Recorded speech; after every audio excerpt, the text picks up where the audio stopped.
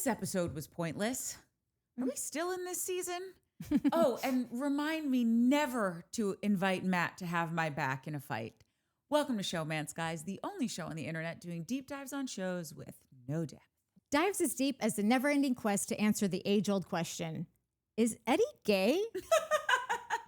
We'll never know. Say. I hope it never is answered. I hope to be on this journey, for the rest of my life. Yeah, I hope it just is one of those things that at a certain point, it just becomes so great and he embraces it and wears a t-shirt that says am I gay? Yeah. And you know how there's that cute sign, what is it called? Mat that people put at their door where it's asking the question about Ross and Rachel, were they on a break? Yeah, yeah. And so that's where you leave the package. Yeah. On wherever your vote is. Yeah. I want everyone in Orange County, maybe in the country, to have the mat, is Eddie gay? Eddie gay? Jake and I have this theory that when we met, he just came up to me and he's like, what's your tagline, babe?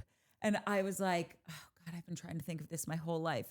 And then we came up with one, and then it became a thing. We have a shared note stock where we're constantly making taglines. Yeah. And because I own a gifting company, it was, in a town full of takers, I'm the gift that keeps on giving. It's a good one, right? Yeah, that is really cute. And Why then do I think that someone has that? I have a backup one. They say you need big stones to live in this town, and no one's got rocks bigger than me. Because crystals, Anyway. Ah. Did I ever post the one that Garrett and Brendan shot with me? You have to. That is... Did I ever post that? I know I found it in the deep dives of the fucking photo album, but I don't know if I ever put it up. You have to post it. It's hilarious. If I can find it again, I'll deep dive it again. But we just basically said, if it's your people, if you just say to them, what's your tagline? Yeah. And they know exactly what you're talking about. Because if I said, what's your tagline to a bevy of other people, they'd be like, well, what are you talking about? Are you having a seizure right now? What's going on? I love that he knew that was a question for you. Yeah. Well, it would be a question for him. This is why we're besties. So I just think that the mat is in the same vein. Is Eddie gay? And the people that show up to your house and get it, those are your people. And the others that don't, you're leave. Are you guys done? No. Listen, I got some sad news for all the ladies out there. If you guys are done talking about Eddie's sexuality, would you want to talk about your heterosexuality? I would like to inform the ladies that your boy has been taken off the market, a fish, after 16 quick years. When you know, you know. Do those gratuitous zooms. Yeah. Yeah, but you got to keep your hands straight and not. Yeah. I don't even know if I need to because it's so big. Oh, I'm going to break this mic stand. They call that tempered glass. It's a new thing in the ring industry. Big time. Yeah, your boy finally popped the question. And she said yes. She said no at first because I told her she had to adopt Foof as her legal son. And that's why we're doing it, because I needed to get Foof a legit mom. So the cats wouldn't be living in sin. Yeah, I haven't answered then fully yet. Yeah, so like and subscribe so we can make it official. What is the joke that you're saying to everyone that you're like, this is going to be so great, I'm going to use this all over the place? And I know that seems like we're rushing into things, but when you know, you know. And for those of you who are new here and are like, I don't get it, we've been together for 16 years. Yeah, when he said a quick short 16 years, you really were literal. Yeah. It is funny to me when people say oh, but it's a quick hour. It's still an hour. That's the same. It's the same. Oh, it's, yeah. I'm just realizing that we've been together as long as fan favorites Gretchen and Slade. Oh my God. If those crazy kids can make it work. What if we got together on the same day? I wonder when their anniversary is. Listen, you didn't bring in the chopper, though, to ask me to marry you. So actually, you should have brought in the chopper and asked him. Thank you very much, Courtney. No problem. As the housewife, did. The resident housewife historian. Housewife number 3. Oh my God. Is now her name. I really think you guys that would be an amazing Halloween costume for both of you. You could be Slain Slannery and you could be zero chance. Yeah. Hate Halloween. Go deep dive and find out why it's in there. Because I always say that my hair is got the Gretchen coif, but I think that Gretchen went and asked for the number 5 at Supercuts, whereas mine is just broken off from too much bleaching. So I didn't cut that myself. It's a natural coif. Yes, I was born with this. That's my girl. Officially. Trash. So are we, listen, let's get to the real news. Are we celebrating? Yeah. This is our last bottle though, and we still have one reunion left. No, that's Can all you right. handle it? So it just, I can handle I don't want to it. be a bridezilla, but if anybody wants to send another case of wine. Listen, he sent us like $1 bazillion worth of wine. We should probably buy some on our own. I mean, one day, we'll do it for funsies. Like, Barry, isn't it fun that we're buying the wine now? Haha, cute, huh? Tee. So you're so happy you can't believe.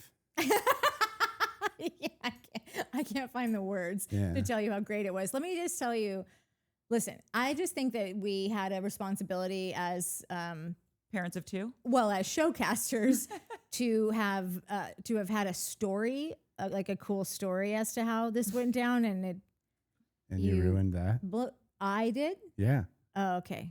Wait, Okay. what? First You of all, ruined it. he got this Twice. ring 2 years ago, so there's that. That's not true. Well, I gave you my grandmother's band 2 years ago, and then I don't know what happened after that. And I said I didn't want to. I was just like, Well, no, I've we done my went part. to Yeah. so that you could, get Clearly exactly she's- what you Yeah, wanted. so I could which Over say, the if it's going to moon about happen, this. here's what I'd like to the Yes. jeweler.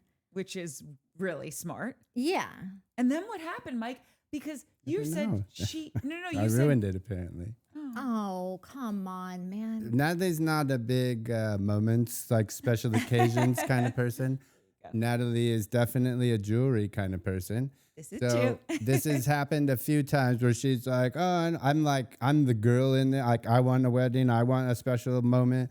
And You want to be a bridezilla? yeah, and it's my fault. Like, No, I you don't will provide be. any special moments for her. So, but it happened a while back where she was like, oh, I don't get, like, jokingly, not being serious.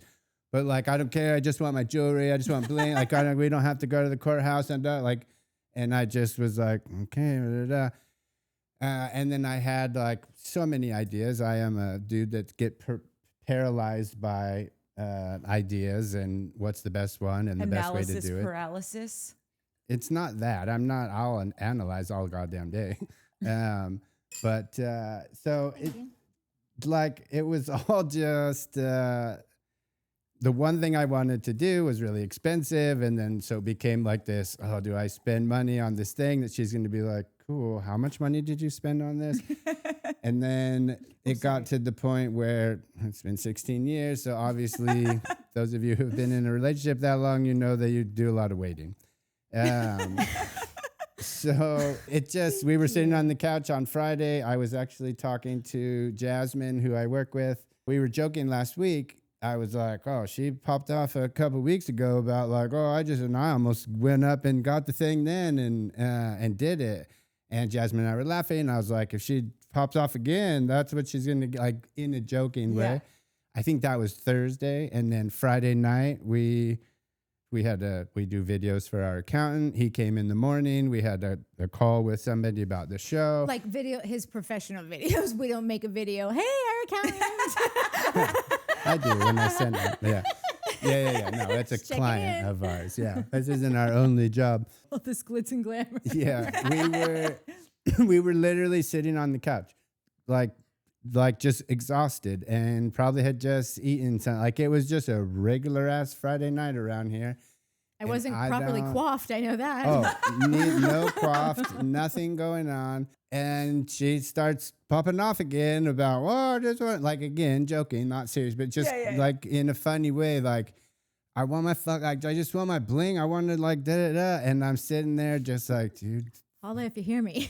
Okay. I mean, I leave the house like I'm going to be robbed. So I hear you. Yeah, no, I think I inherited it from you. Oh my God, Yeah, that's the yeah. nicest thing you've ever said to me.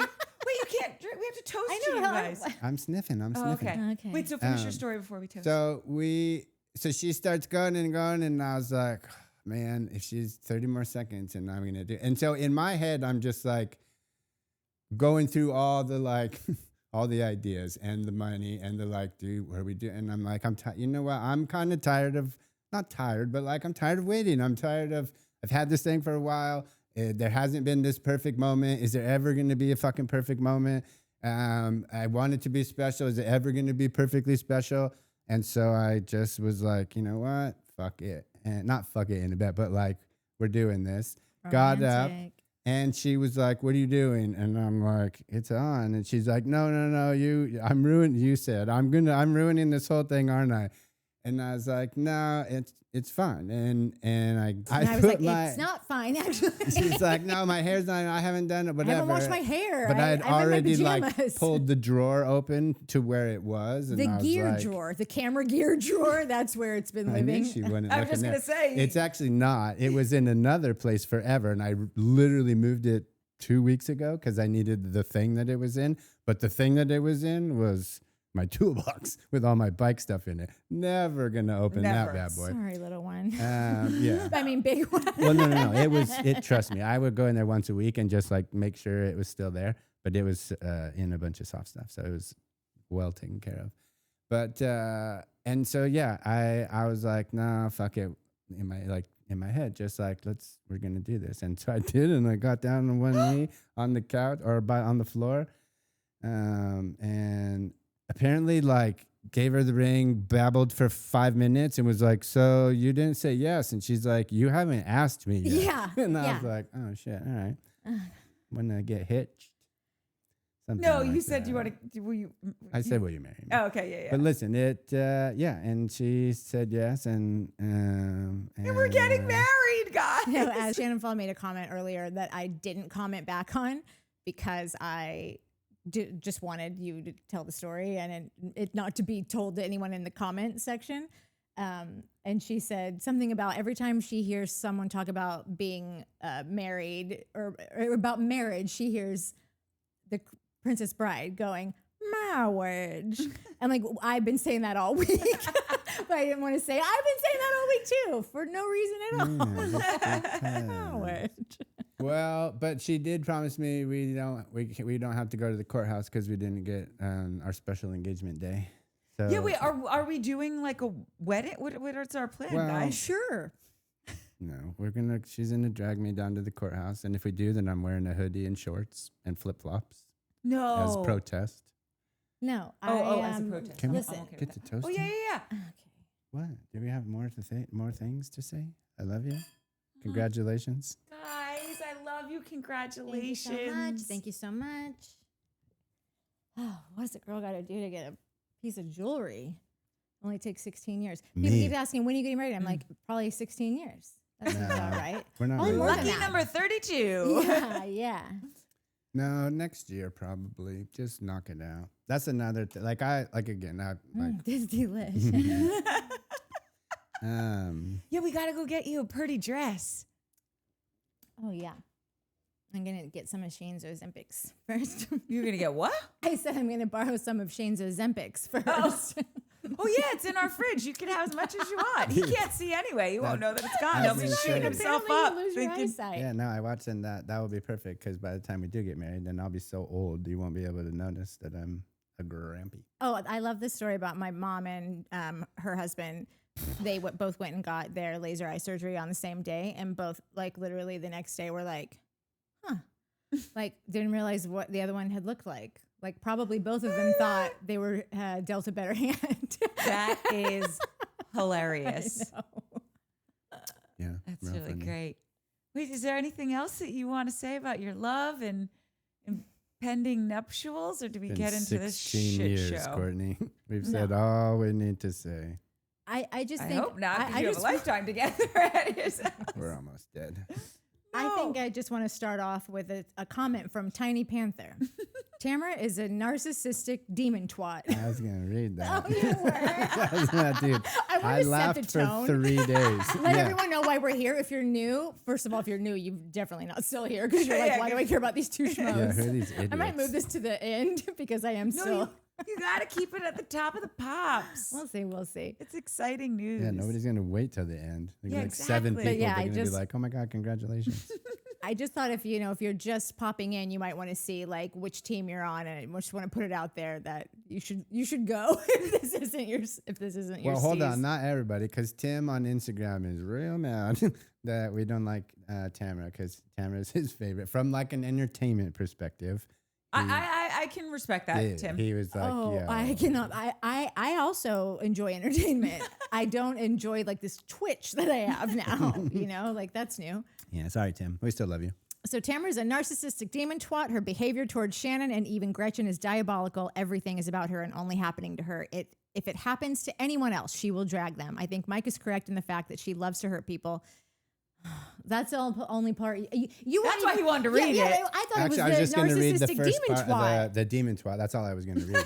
Okay, please, no one's buying that. Plus, Like literally, no. no one is buying that. No, they will when they find out all the other Mike is right comments I saved.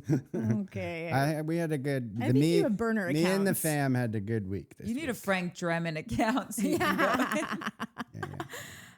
It's classic narcissistic abuse and delusion. I'm curious if her therapist has discussed this with her, especially since there's no cure, so to speak, for narcissists. And using what is going on with Teddy as a badge of poor me is disgusting. And I have one more. Please. It's Vicky Weatherby. All effing day, Tamra is such a bully. I can still hear her screaming, "That's my opinion!" in my brain, and it's triggering. The time she threw a drink in Gina's face, evil. I can't watch anymore. I just watched your recap. I'm an empath, and my heart aches watching people get bullied. I actually want to punch her in her vile, evil pew hole. People are done. Wait, what's a Takes two of pew us. hole? I think you know what a pew hole I is. thought I mean, it sounds like something, but the I real thought it was banger a of typo this- for pie hole. Okay. Oh, it was like I wanted to be like her butthole.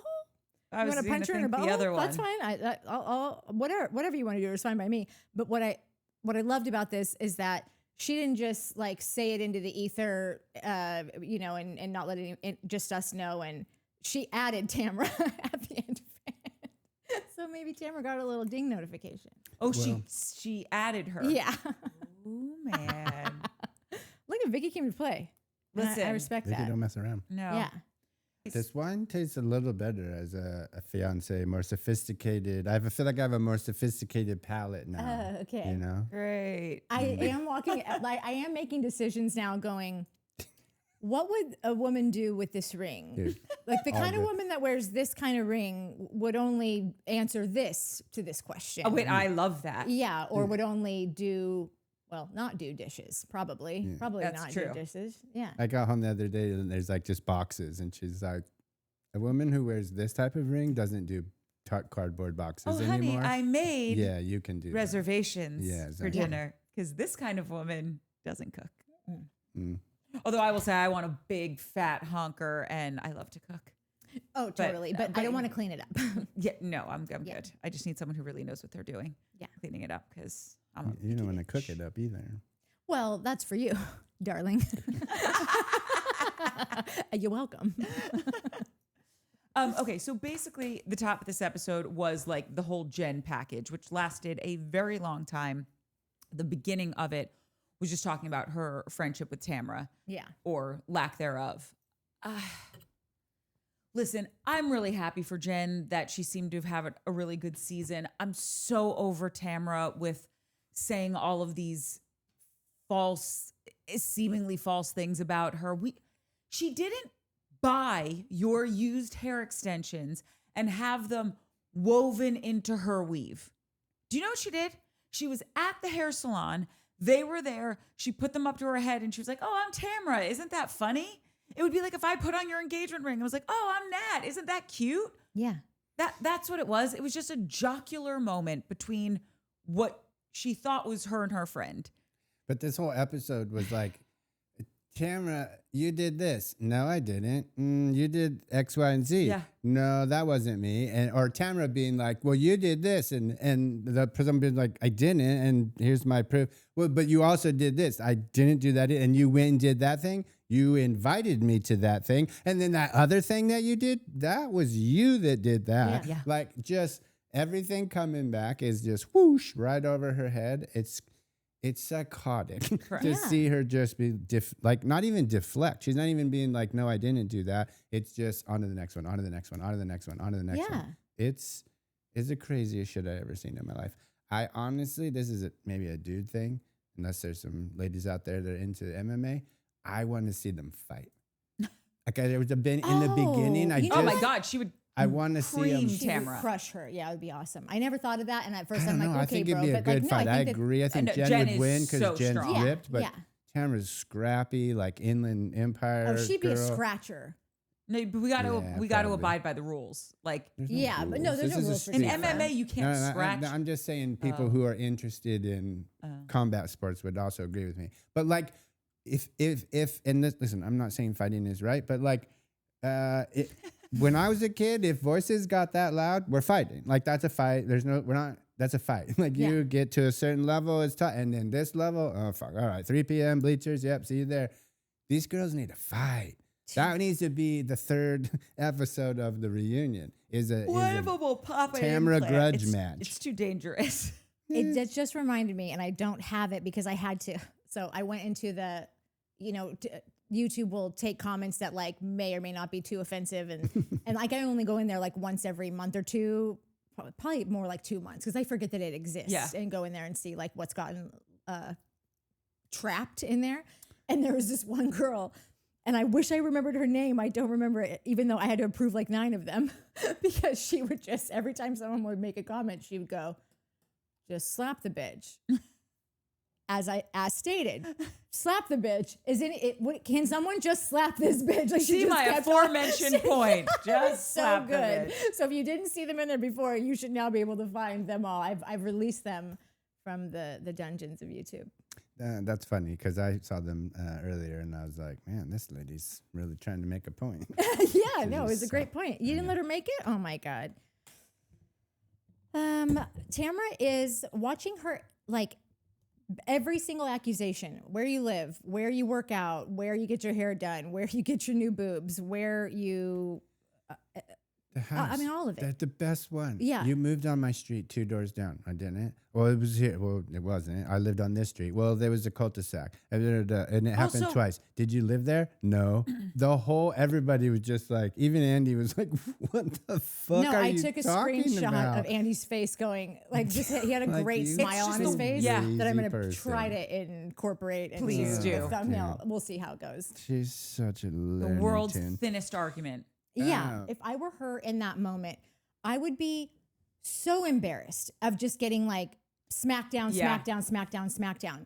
And like, I just like wonder, like, how do you get that kind of like, whoosh, like that? I'm a little envious of that. I'm in my head all the time about those kinds of things, especially if it were something that were like said with like the sole intention of making someone feel lesser than. Like that is that's a slingshot that comes back and hits you in the face. It's like if I sat on a peanut butter and jelly, I would want to know that. I would be mortified. I would run away and change my outfit. It's like she doesn't know that like it's not great to have peanut butter and jelly like smashed all over the back of your dress. Like she's like this woman cannot be embarrassed. But here's something interesting about her, and I know people like this. She has one of my least favorite qualities in a human being where she says enough of the truth with what happened at the story. Like, yes, the hair extensions are a perfect example of it. Yes, I had them and I guess I wore them because I had clipped them into my head and was joking around in a video to you.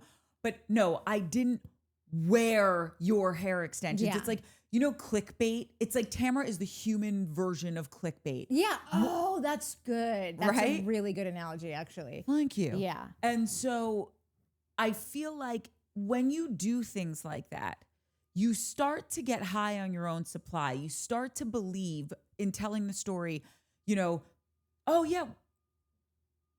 Oh, sorry. Like an innocuous lie where you're just like, oh, we were together for, I worked at this place for 10 years. We were business partners for 10 years. And it was really, 8 years.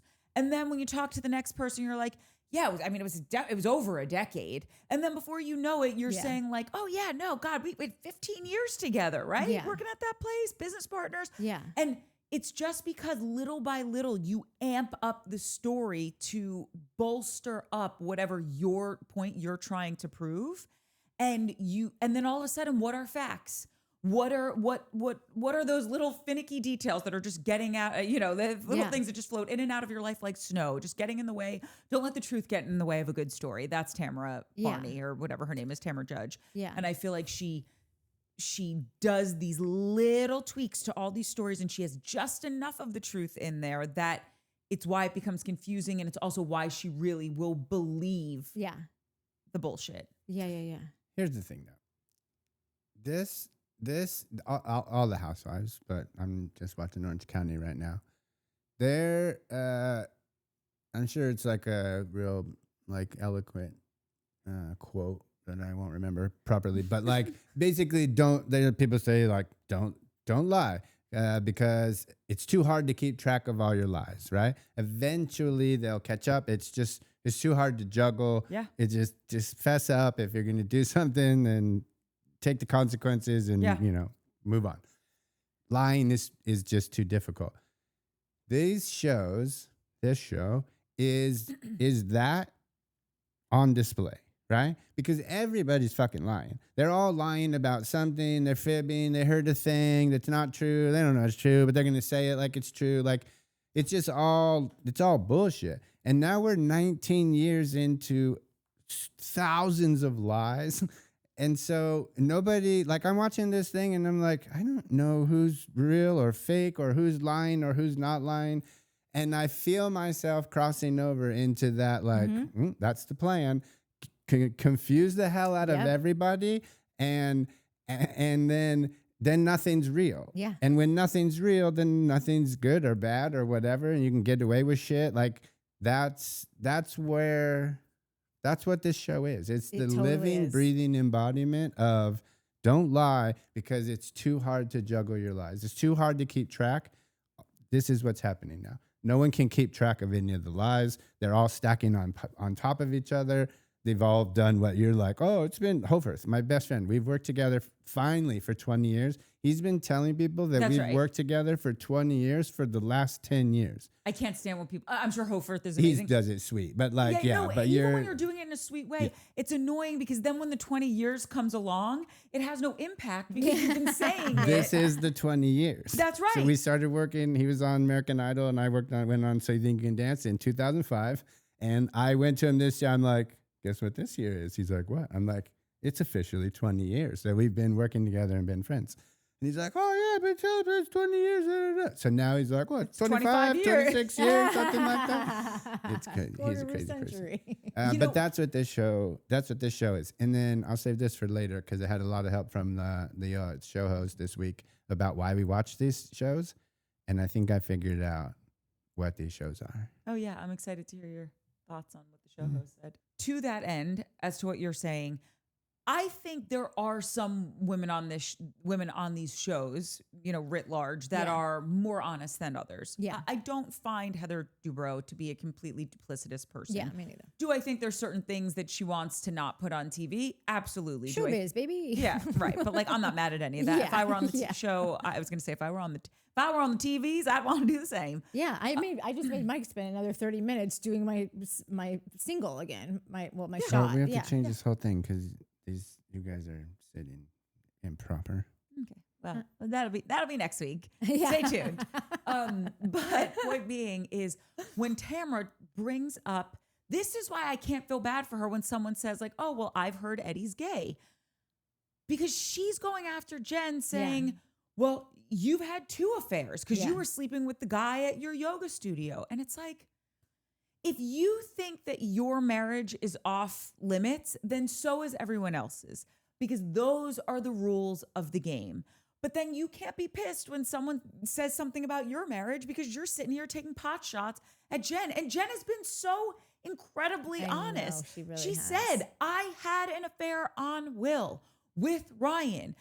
If she had an affair with someone else, I'm pretty sure she'd ante up and be like, yeah, I was in a really unhappy marriage and I was reaching for any amount of feeling alive again that I could get. And I'm ashamed of it. And it was not the right decision. I don't think that's necessarily true, especially when you're on TV in the position that she's in. People will forgive you for one, but if you're like, oh, I was like again, twice. And listen, this is coming from a like, I hate cheaters guy. But like 2, now you're a cheater. Now anybody can say, oh, well, then there was also the guy at the and you can't defend it. You can defend all the accusations if you just did it once, but if it's a pattern, then So like, I don't know if she would, if that's necessarily true for totally her. Fair point. I just take Jen at her word on this for some reason. It read to me as truthful when she said it, but that's a totally fair point. Yeah, I have a hard time rating her because she seems. I'm not saying all the time. I'm saying in this moment, it read as true. Yeah, I think overall for me, I haven't pegged Jen yet because she seems super nice. She seems like, fine, but she also seems super dumb. I fucking loved the edit of the flashback of Emily being like, "You're so fucking stupid. You should and then cut into her being like, "I think she took most of that to heart." I know. Dude, that was wild. Whoever decided on that edit, good job. Bonus check for you. Because I feel like sometimes they show them what they're rolling. They'll do a playback on screen so they know what they're cutting back to. And I have a feeling they did not do a playback on this one. Correct. She would have never said it. But then also it's Emily, who I always say is a fucking bitch. So like maybe she would just act like, yeah, I think she took that to heart. Like if there were anyone that would just blow right over that and be like, you good? Yeah. I think it could be her. Yeah, that shit was funny as hell. The reason that I don't think that I don't super think that Jen's lying is because I have been calling Jen kind of flighty all year, and you got to pick one. Like you're either a strategical genius or like someone who's really good at that, or you're a ding dong. And you can't play smart and stupid at the same time. I remembered the one person who made a gazillion dollars though. And every time you say that, I'm like, God, who is this person because I've always remembered there is somebody who made $1 billion playing smart and stupid, and it's Jessica Simpson. Jessica Simpson made a whole career, as did many people, but like she's the one I admire the most. Well, one could argue that she has this way about her, right? Like I've always said, there was a tweet that I put out 1 million years ago that was like, Jessica Simpson is the human equivalent of a golden retriever. Like how could you not love her? She just seems like so sweet, so like benign as a, like she's not going to be out for anyone. And I do think that she has a really good team around her. I think her mom has really crafted an incredible company for her. I mean, her clothing is really where she made all the money. The clothes, the shoes. Paris Hilton too. Yeah. Like I'm just saying, like I don't think Jessica Simpson is dumb. I know Paris Hilton is not dumb. But they've made tons of money being dumb and being that like, oh, okay, And I'm like, you guys aren't fucking dumb. You're smart enough to be like, oh, I'm going to milk these idiots. Well, I actually kind of think it's two different things. I think Paris, I think that's an act, right? Like Suzanne Summers was really like a good business person and whatever, but like her outward facing thing was like that, kind of ditzy blonde thing. I think that's very much Paris Hilton. Outwardly facing, it's one thing, but she's a very smart and astute business person. I think that I think Jessica Simpson is a really sweet, kind of docile person and has such a likability factor around her. And she has an amazing team around her to let her be who she is. And they're the killers in business. Yeah. But regardless, well done, all of them. I would like to partake in any of what they're doing. Yeah. Did you have anything else to say, Nat? Because the thing about Tamra, like saying, you want to look like me. And then Andy's like, well, because we've talked about this a million times. Like we live 45 minutes if I drive from Orange, from Orange County. And like, we're not, they all look this way. Not everyone, but like the majority of the people that are hobnobbing in the social scenes and whatever, like you got the hair, you got the boobs, you got the tan, the veneers, and you got the body, the Slade-esque kind of types, and I just think it's so interesting that like she lives there. So if I know this about Orange County, I imagine that she should. So I don't want to hurt your feelings, but I got to break it to you. You didn't invent this trend. I would say you're the 7 millionth person to adapt this trend. And even if Katie is the 7 millionth and first 7 million and one person to do it, Jen. Like, it still seems like you think that she stole that from you. I envy the kind of like what kind of life what kind of like your mode of operation every day. to be able to look at this one girl out of the 7 million people that have adapted this trend over the many years and whatever. Vicky's the exact same, but she just dresses in a blazer to go to her insurance company every day. But when they go out, she takes that blazer right off, and there's her new boobs, and there's the extensions. And Vicky also, I'm not trying to body shame anyone. I don't think one body's better than the other. I just mean like Vicky doesn't have the same body as them, but it's the same archetype of the blonde hair, big boobs, that is that area. Yeah. The only thing, honestly, like, if anybody's like, oh, Tamra who? Tamra Judge? She's, who's that now? Oh, she's on the Real Housewives. Oh, I never heard of her. Cool.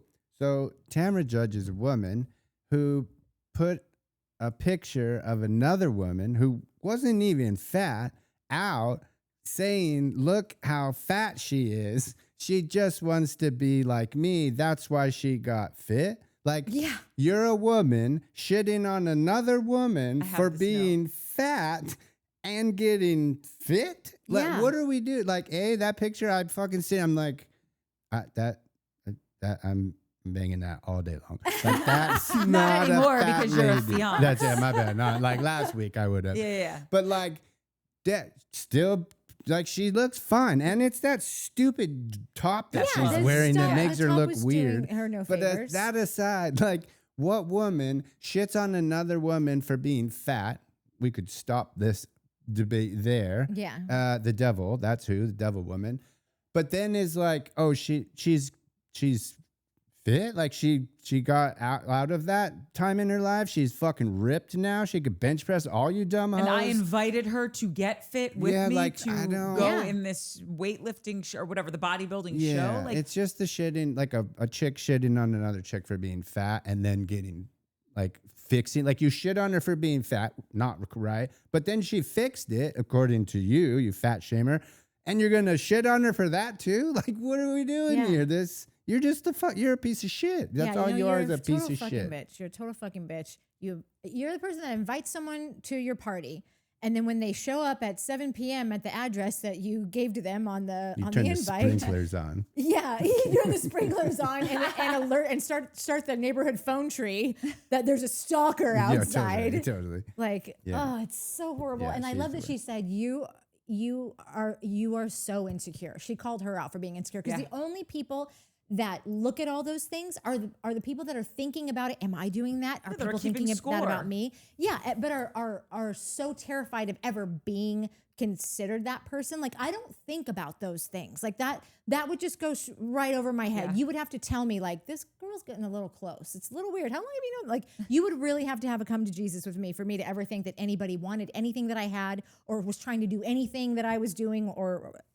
all the things. Also, imitation is the most sincere form of flattery. Yeah. Like, Tamra, if you really thought that, like, this girl started working out because I inspired her to work out, or this girl, wanted long blonde hair because she thought my long blonde hair looked really pretty. It's like, you're so angry that everything is colored in that anger. Yeah. One last thing is that when she tries to say, it just seemed like you were just trying to get on the show. You were thirsty and trying to get on the show. And Andy's like, I just want to ask, what is so horrible about wanting to be on the show? And it's like, I thought about that. And it's like, Tamra, all she's been telling us is like, everyone blames me for everything. I can't do anything right. Oh, everyone's coming for me. Like, all the things. Like, it would seem to me, of all the torture that Tamra finds that has been put upon her to be on this show, I would say that no one on the entire earth wants to be on this show more than Tamra. Because why would you, like, you can opt out, right? Like, that's like, this is America. Yeah, you elect to be here. Yeah, it really seems like you want to be here so bad if you're willing to put up with just like all this nightmare of like everything. You're holding this network on your back. That's what it feels like she says every day. So also, Andy says this a lot on different franchises because this argument is just a tale as old as time. Yeah, and they are a tale as old as Housewives. Yeah. And someone will inevitably say that, like, oh, you were so thirsty to get on the show. That's why you want to be my friend. It's like, right. Even if she was, okay, let's do the math here. Pretty direct shot. She's in a bad marriage. She is in debt with her business. She needs to make money. This is a global platform that provides that to exactly her demographic. Yeah. Okay. It's not like, and I don't mean this in any shady way. It's not like she went to law school and has like that career to fall back on. It could be have felt like a very perilous time in her life, which no one has to think that hard to imagine that. Yeah. So yeah, I'm sorry. She's got all these kids to take care of and rescue animals. And so what? So she saw an opening and that she could make a shit ton of money and if she let me really shoot my does it shot. right. And she did it. Yeah. How could you hate? You were a young single mother. This is now a single mother in her 40s with 4 kids or whatever to take care of. How are you hating on that? Because you're just a hater, period. If you don't like the person, you're going to twist every story to bend to whatever you say the truth is. And what irritates me, and I keep saying this since like the last episode when we had that big blow up with, Tamra saying the text messages and all that stuff with Gretchen.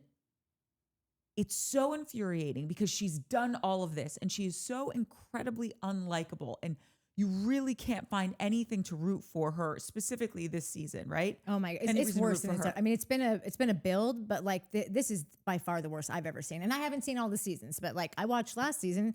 She was pretty fucking bad last season. This is next level. When she was asked to leave the show the first time, it was pretty untenable. So like we've been through this with her before. What's been so frustrating to me is I really do, for whatever reason, it just feels like Gretchen liked these tweets. Maybe not the exact ones that were shown, but other ones. I've just been reading too much and seeing too much. And again, everything could be doctored.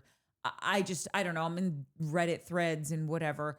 And also because we know what her very staunch beliefs are, there is a world in which I could say, okay, maybe this really does go against your personal beliefs and you did like this tweet or Instagram post, whatever. So if Tamra brings to light something that is, in my opinion, wildly unsavory behavior, it sucks that she's the messenger because of all of the last 45 minutes we've been talking, everything we've said in the last 45 minutes. It looks to me, because I was like, again, watching this, and I think Carrie Peacock, I think it was Carrie that chimed in and said like that she did not get the same vibe that we were getting from last time. How I was like, these women seem a lot more connected than they did to me before, because I'm always complaining like they're not really friends, but it just seems like Shannon and Gina are closer than I thought. Shannon and Jen are still going strong. And it seems also the way that like Shannon and Emily, like most of them were kind of sidebarring with Gretchen, like kind of giving her like, don't worry, or like, whatever it was. It does seem like they're all so out on Tamra.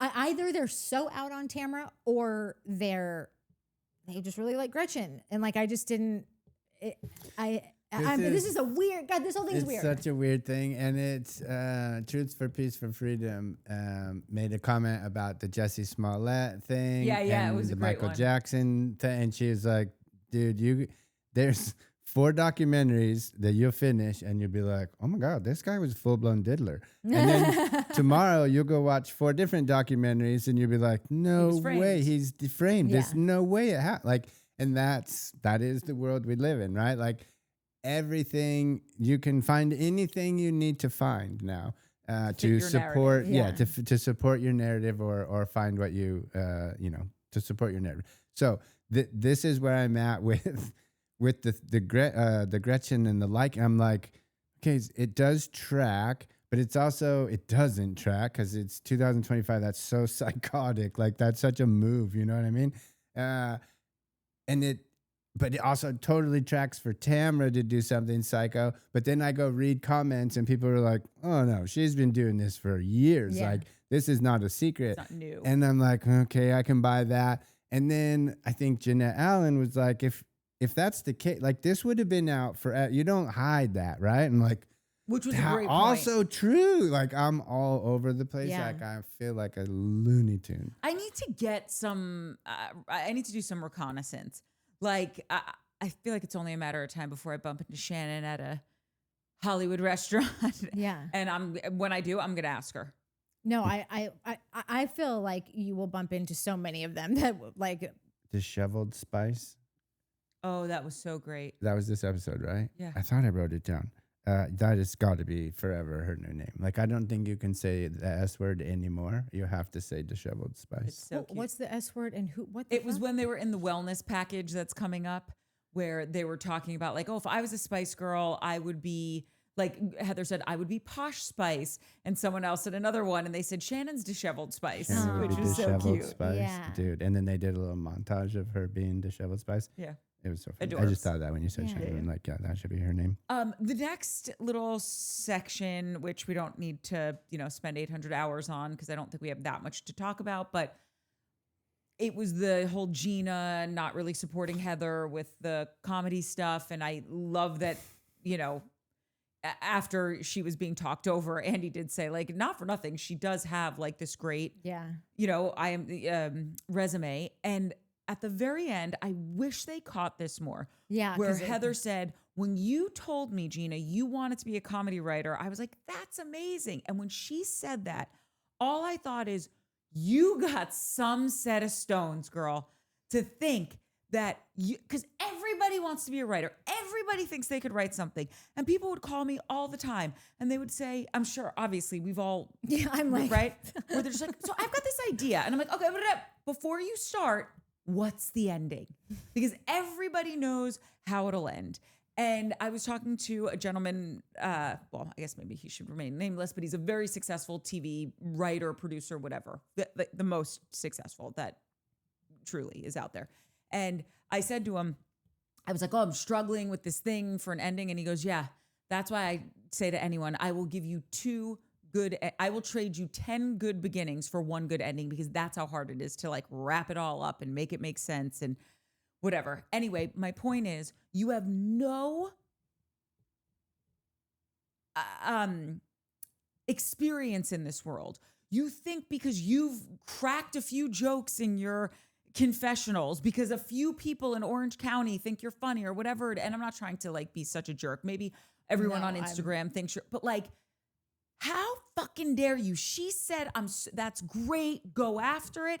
And now this woman who actually has dedicated, she has an MFA. She has dedicated her life to like being in this business. She has a fucking real career. It's so hard to make it. And you try to shit on that? That got my projection disclaimer. Okay. It annoys me because I get it. It annoys you and you because we get it, because we've worked in this business and it is so fucking hard. And for you to say, I want to be a comedy writer, and she supports you and you fucking laugh at her, I'm out. I'm good. I'm good with you for a minute. But I would also say you should totally do it. I would love to see Gina try to be a fucking comedy writer. Try to be a writer in general, but try to be a comedy writer. The only thing that you've got going for you is the wardrobe, because writers have the shittiest style and you'll fit right in the room. But I think that I would love you to do it, not because I think that you'll be good, but because I think that you will fall on your fucking face. And it will be humbling. And it will be the most humbling experience that you've ever had. And I am watching this bitch like that is what you need. You need to know that you are funny because you have a Long Island accent. That is it. And that is all. Period. End of story. Harris, I'm sorry. And we will be in a fight if you try to fight me on this. Bethany Frankel is laugh out loud funny. Nene Leakes. And you know what? Even if she is, it doesn't mean they're writers. No, 100%. But I'm just saying, like, I know what you're saying, but I just want to add that in. Those people are truly fucking funny. And like, it has nothing to do with writing. Correct. Nene Leakes, truly funny. And oh my God. What? Just the look on his face tells me that you're about to fucking devil's advocate for this hoe. If you DA. I wish you guys would learn what the word devil's advocate or the term devil's advocate meant. No. It's an advocate for a devil. You're giving Tell me us more. the flip Mansplain side to me what of what devil's this is. advocate It's not that I my point is, it's not that I don't want people to dream and go out there and try it. Yes, of course. But just don't said, put do it. other people, exactly. Don't put other people out there who are putting their balls out there Yeah. and are in their 50s at the Groundlings, which isn't the norm for the Groundlings. And she's still out there doing it because that takes actual balls. For you to tell her that, oh, I want to do this, but have you done it? Have you written a pilot? Have you submitted it anywhere? Have you submitted your stuff to festivals and writers programs? Have you put up done a staged reading? Have you done a one-woman show that you have written, produced, and done all of it by yourself? No, but people in this room have, and let me tell you, it is a pride-swallowing siege that I will never fully tell you about. Yeah. Joe, Schmo, name it. I don't even think you don't have to do any of those things, but you have to fucking be able to build out a story and a proper structure. And that alone is something that takes years and years and years of trial and error. Correct. And like, you might be one of those lucky ones who just like, it fucking clicks for you. And you get it and you sell something. That is a 1 in a bajillion shot. And she still at the end of it still says, I do think you're funny. I see your TikToks with Terry. And that Again, it was one more fucking like backhanded, like, fuck you. God, you are so talentless. I hope you go for it. And I don't have to hope that you'll eat shit and die, because you will. it's so easy to criticize from your real estate career. Yeah. If you In are Orange not, County. it's that Teddy Roosevelt, the man in the arena. If you're not in the arena doing this, go to Groundlings and see how nerve-wracking it is to perform in front of complete strangers that have come there to laugh. And when you don't make them laugh, they say in the theater, death is easy, comedy's hard. Yeah. So you go up there and you tell a joke that goes over like a lead balloon, and you know people are supposed to be laughing, and it's silencio, okay? And crying your extensions. And I don't want that for you, but you're giving this woman shit. And so I can't back anything you're saying. And just when I thought that your apology was real, you then said the thing about her TikToks with Terry. And I was like, that's just rude. Yeah, I've seen your stupid TikToks. I will never get off this soapbox Yeah. until you prove me wrong. She supported you when you had your DUI and your skincare line going nowhere.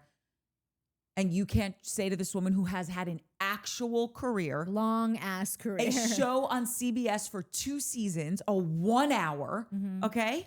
Not a guest star. This pilot was her show, or this show was hers. You can't just give it to her? She has to defend her career every time it gets brought up? Yeah. I hate Gina. That makes me so... Yeah. Again, it's the same thing as Tamra trying to fat shame another woman. Why are you trying to shame another woman's career? Especially if you also want to be in that fucking industry. And also, you didn't have a career before this show. Yeah. And listen, being a mother is the hardest job in the world. I'm just saying Heather was a mother and had a career. So, like, you can't just applaud her for that? I get so annoyed. Sorry, Mike's going to come in and say something that's going to spin me in a million directions. I love Gina. She's my favorite housewife. No, I don't. I think I don't know why Gina was talking like a girl from 2013. That was my first thing that I wanted to wonder why. Dude, you should, if you listen to, I wish you would listen to Crappens. They do her voice the entire time. It's fucking hilarious. Like, why don't you go talk to her? But it wasn't even that. This episode, it wasn't that. She was like a Valley girl from 2013 with just a long, drawn out like endings to her words. Oh, it made me so irritated. Yeah. So I think that I'll get to my point about why we watch The Housewives, and this might be a little saucy and not a I don't know, maybe a hot take is what you call this. This is TV DV, is television domestic violence. And I mean that by, in the sense that like. I want to rebrand that. I'm not going marketing. to. Because it's that horrible.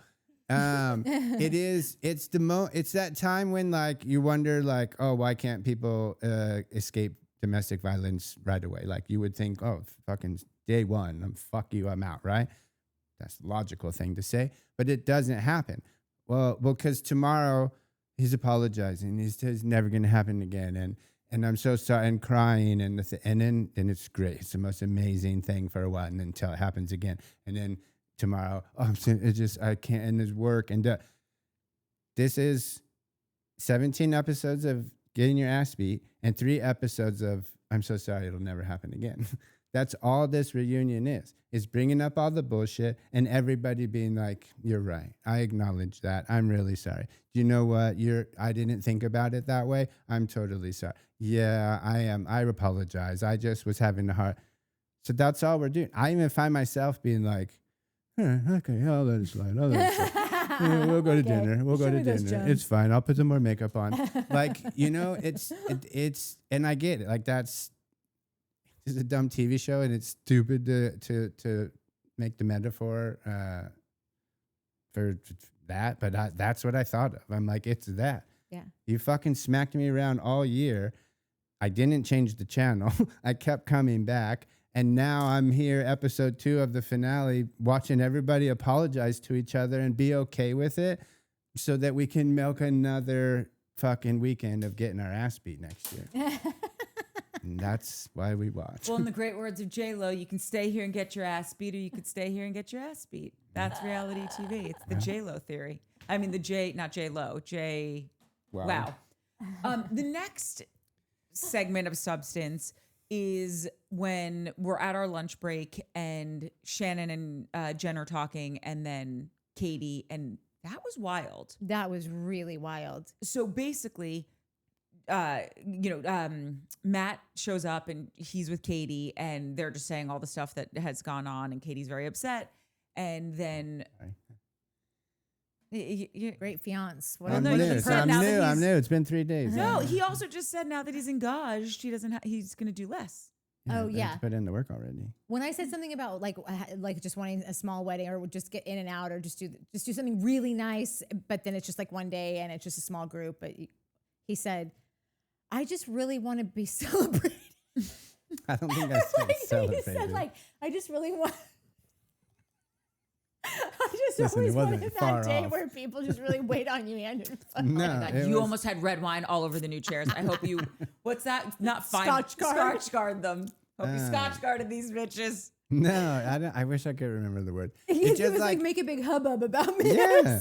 Like every wedding I've ever been to, I've always been like, man, you guys are having, and I'm sure it sucks. Like anyone's going to be like, bro, getting married, like not getting married, but like the wedding day fucking blows. It's so much pressure. People are irritated at your wedding. Like I get it.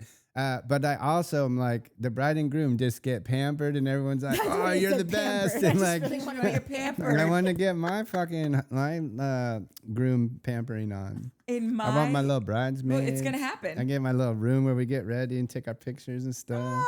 Yeah. I forget. This I think motherfucker's like, can we just go to the course? I'll get Drew to do it or whoever. I'm just like, we could buy so much stuff. We could still buy stuff. Who are you getting married to?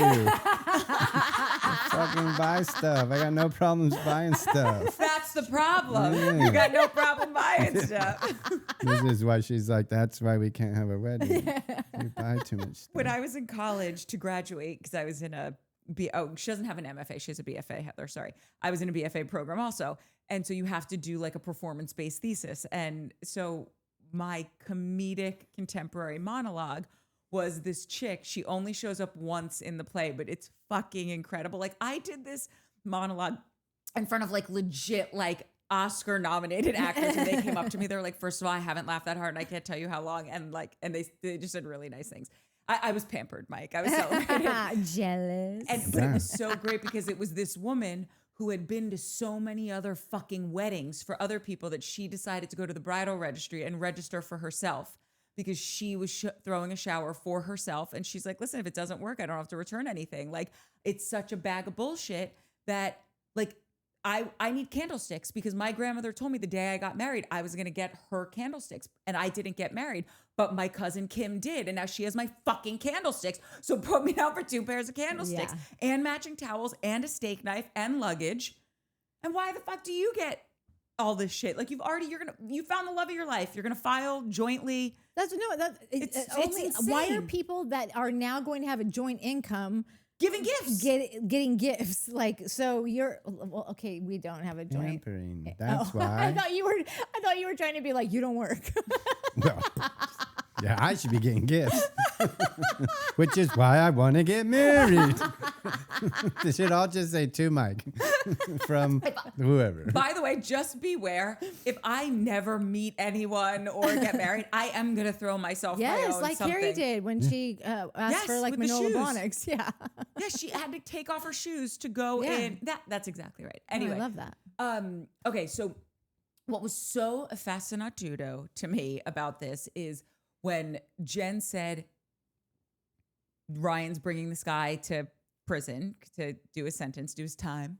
Yeah. And but the night before, his girlfriend was out, and Katie went up to her and was like, "Tell me what you know." And then, by the way, I could get you an interview with casting because I know you're dying to be a housewife. Like, And asking that straight up question. Yes. Did he have anything? Tell me and promise not to lie. Did he have anything to do with? Bitch, are you stupid? Like, if he Do you really if he think she really would cut tell a deal you? with the feds, you think he's gonna just be like, actually? Don't You know tell what? anybody. he did. And since you seem super trustworthy, there was a second shooter on the grassy hill that day. Like, what are you talking about, Katie? This is Banukis. And I feel bad because there's a comment that I'm going to read because it's a really good point. It's about how, like, why Katie feels so bullied because she is the only Asian person Yeah. that has ever been on this franchise. And I when I say I understand that, I don't mean I understand it because I am an Asian woman. I'm saying it because spoiler alert. But because of course that makes so much sense what they're saying, and I can liken it to something in my life where I'm the minority party, right? I think two truths, right? Two youths. She could be feeling this way, and it could be triggering a really shitty thing that has happened to her throughout her entire life. And she could also be having misstep after misstep. Yeah. Because I just think at a certain point, 50 million fans can't be wrong. And if you No, the fans love her. no, I'm saying, like, if Kiki Monique is saying we had this conversation and we talked about this. Yeah. And because at this point it's so muddled, I almost can't even, I don't even want to retrace our steps to figure out all of it. It's just like, listen, you met with the blogger and you talked about it. Whether you told her or she said, Sheena Shea told me, is this true? You still talked about it. And Yeah. it's probably not the best look. Like, you did admit to lying about something last season with, I don't know if it was the Heather thing, I can't remember. And now this chick is saying she came up to me and said this. Either you live amongst the shittiest people in Yeah. America, or you are doing these things that it's just like, just stop. Yeah, you're Because enough. That's You don't have to right. do this. I don't know if somebody gave you a bad syllabus, like a joke syllabus, that like this is Yes. what like the season needs to be, and this is what you need to have and do, and make sure to be prepared with like some Yes. ammo in your back pocket for this test on this day that's Yes. inevitably going to come. It's really You seem sad. like a great wife, a great mom. You are beautiful. You've had interesting things happen in Yeah. your life. Like, your first divorce sounds really traumatic, and it sounds like a lot of women could benefit from hearing your story. Just be you. You're enough. And I Yeah. just feel like she keeps stepping in hot water. Period. Full stop. And there's another thing that somebody had commented. I may as well just find it because Oh, I found the one about what this person said. Should I read it now also? And do you want to cut yeah, it in? who or- is it? XG8881 said, "Thank you for this show. Regarding Emily," and then in a parenthetical it said, "and Gina, I can't take another season with these two. You three might not understand this perspective, but Katie's treatment by these women is too reminiscent of what so many minorities go through. Like, it doesn't matter what you say or do. You'll never be believed. You'll never be respected. You're just a liar, and we need to get rid of you. Like you're nothing. This is why so many watchers are supporting her. She manages to remain calm, placid in front of these hostile heifers," I think, because there's asterisks there. Just my opinion with a smiley face. And I so appreciated this because when I read it, I thought there was this really great book that this girl wrote. She was the Stanford rape case. And I don't know, maybe I can't say that word, the Stanford whatever case, if I can't say that. And basically when they were having the trial and there were witnesses, people came and got this girl from an alley being. This is from the dumpster? Yes. Oh my God. Every time I even think of that case, it makes me want to fucking vomit. Same. And that's what this comment reminded me of, because this guy had teachers go on the stand saying like, but he's such a good boy and he's got so much promise. And she said in the book, she goes, and what that told me, and every woman who this has happened to, is your pain is worth less than the promise of who this man could be. This young man. Yes, a promising young man. That movie was so fucking good just for this reason. And so I don't want to glaze over that, because it's such a valid point. And it's not that I think Katie is this big lying liar who lies. I just think she's maybe misstepping in these areas because she's so frustrated of like, I didn't lie about this. Believe me here, or whatever it is. And I feel like she's, because of the situation, she's trying to like claw to get back to ground zero where she can catch her breath. It just feels like maybe in doing this, like sometimes we do stuff to help us and we trip up over it. Yeah. And also with that said, I have no idea what it feels like to be in this position. And I am in the sense of like, I've never been, you know, an Asian woman, a Black woman in maybe another lifetime, because I believe in past lives, but not in this lifetime.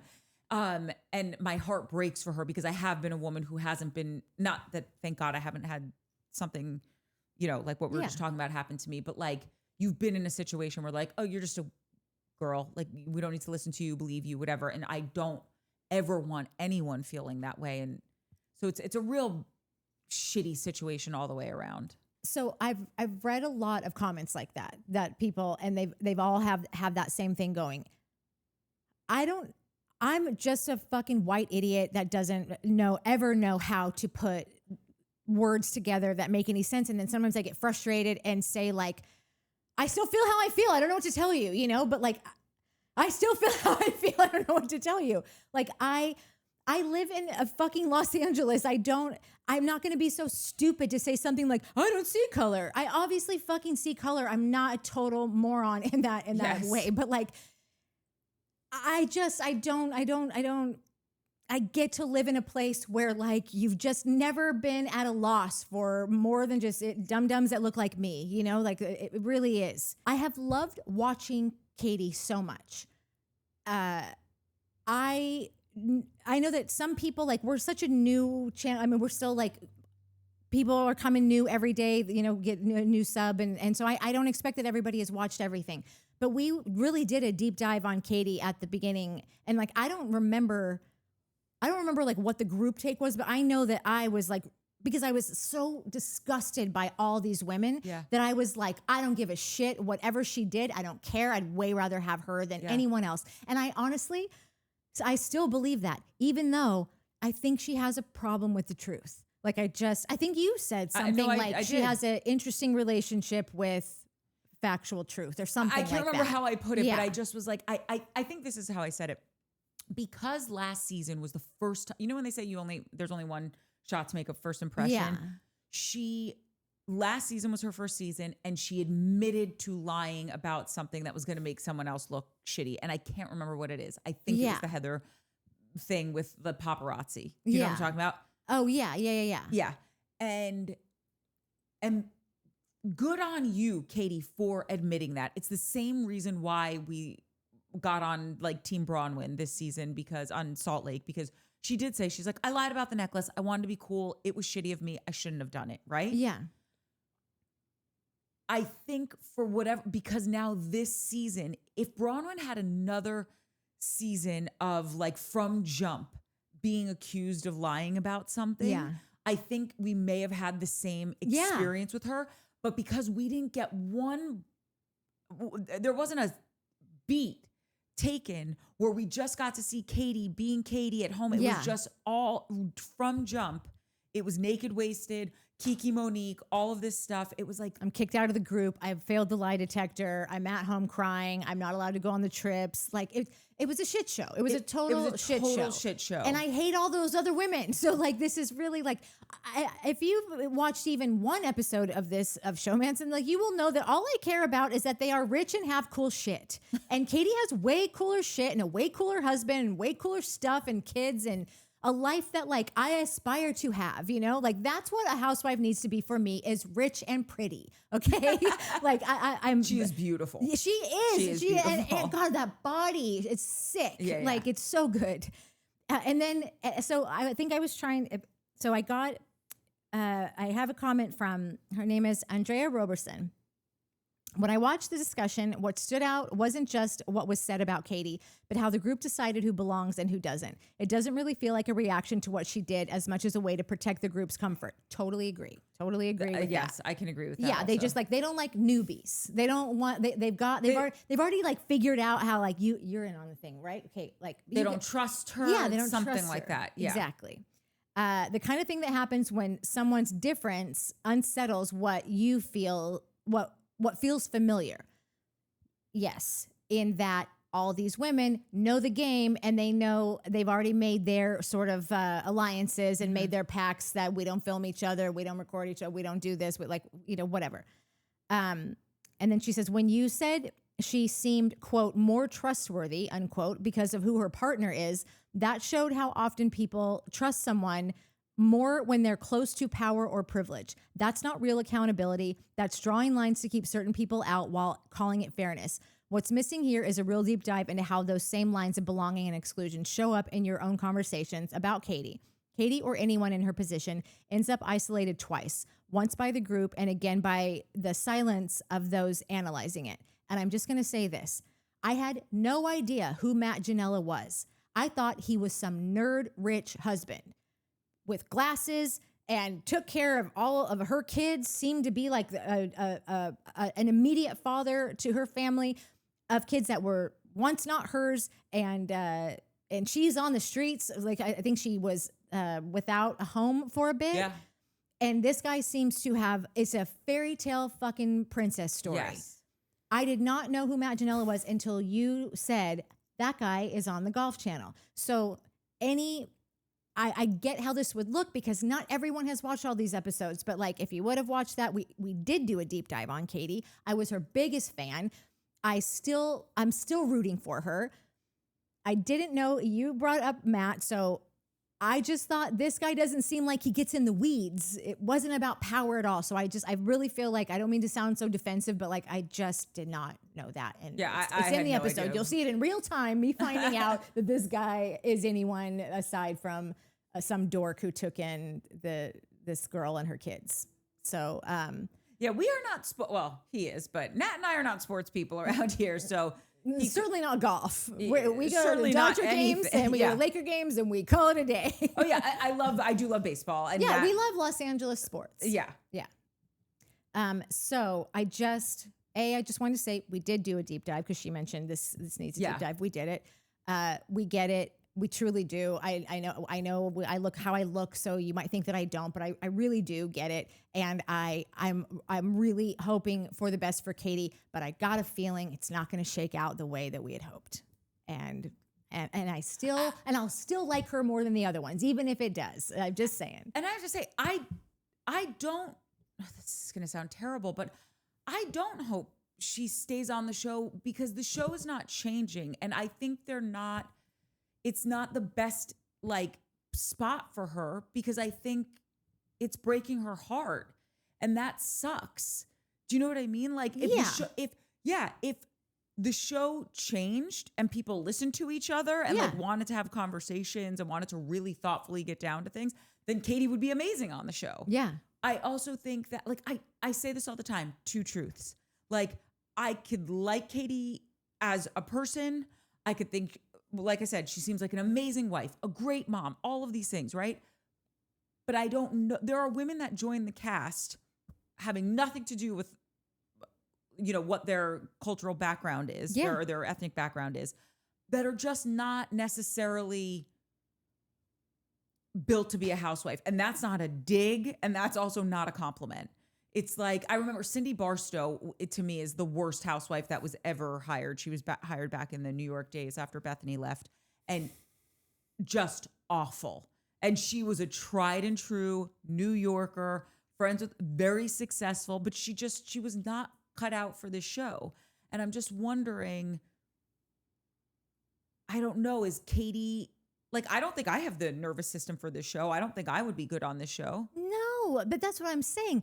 She will be great on this show if the show does not evolve. If the show stays what Orange County, If the show does evolve, the you mean. fire pit that it's become, if it stays that way, yeah, she'd be great. Bring her on. She'll fit right in because like they're all pulling this shit, you know?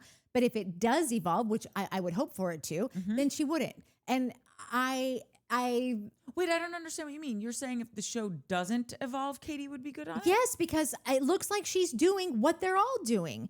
And I believed that I wanted to believe that she was better. And I do believe that people have put her in positions and write her off. But like, and Orange County is so awful. I hate the city. I hate the county of the orange. You know, these aren't my people.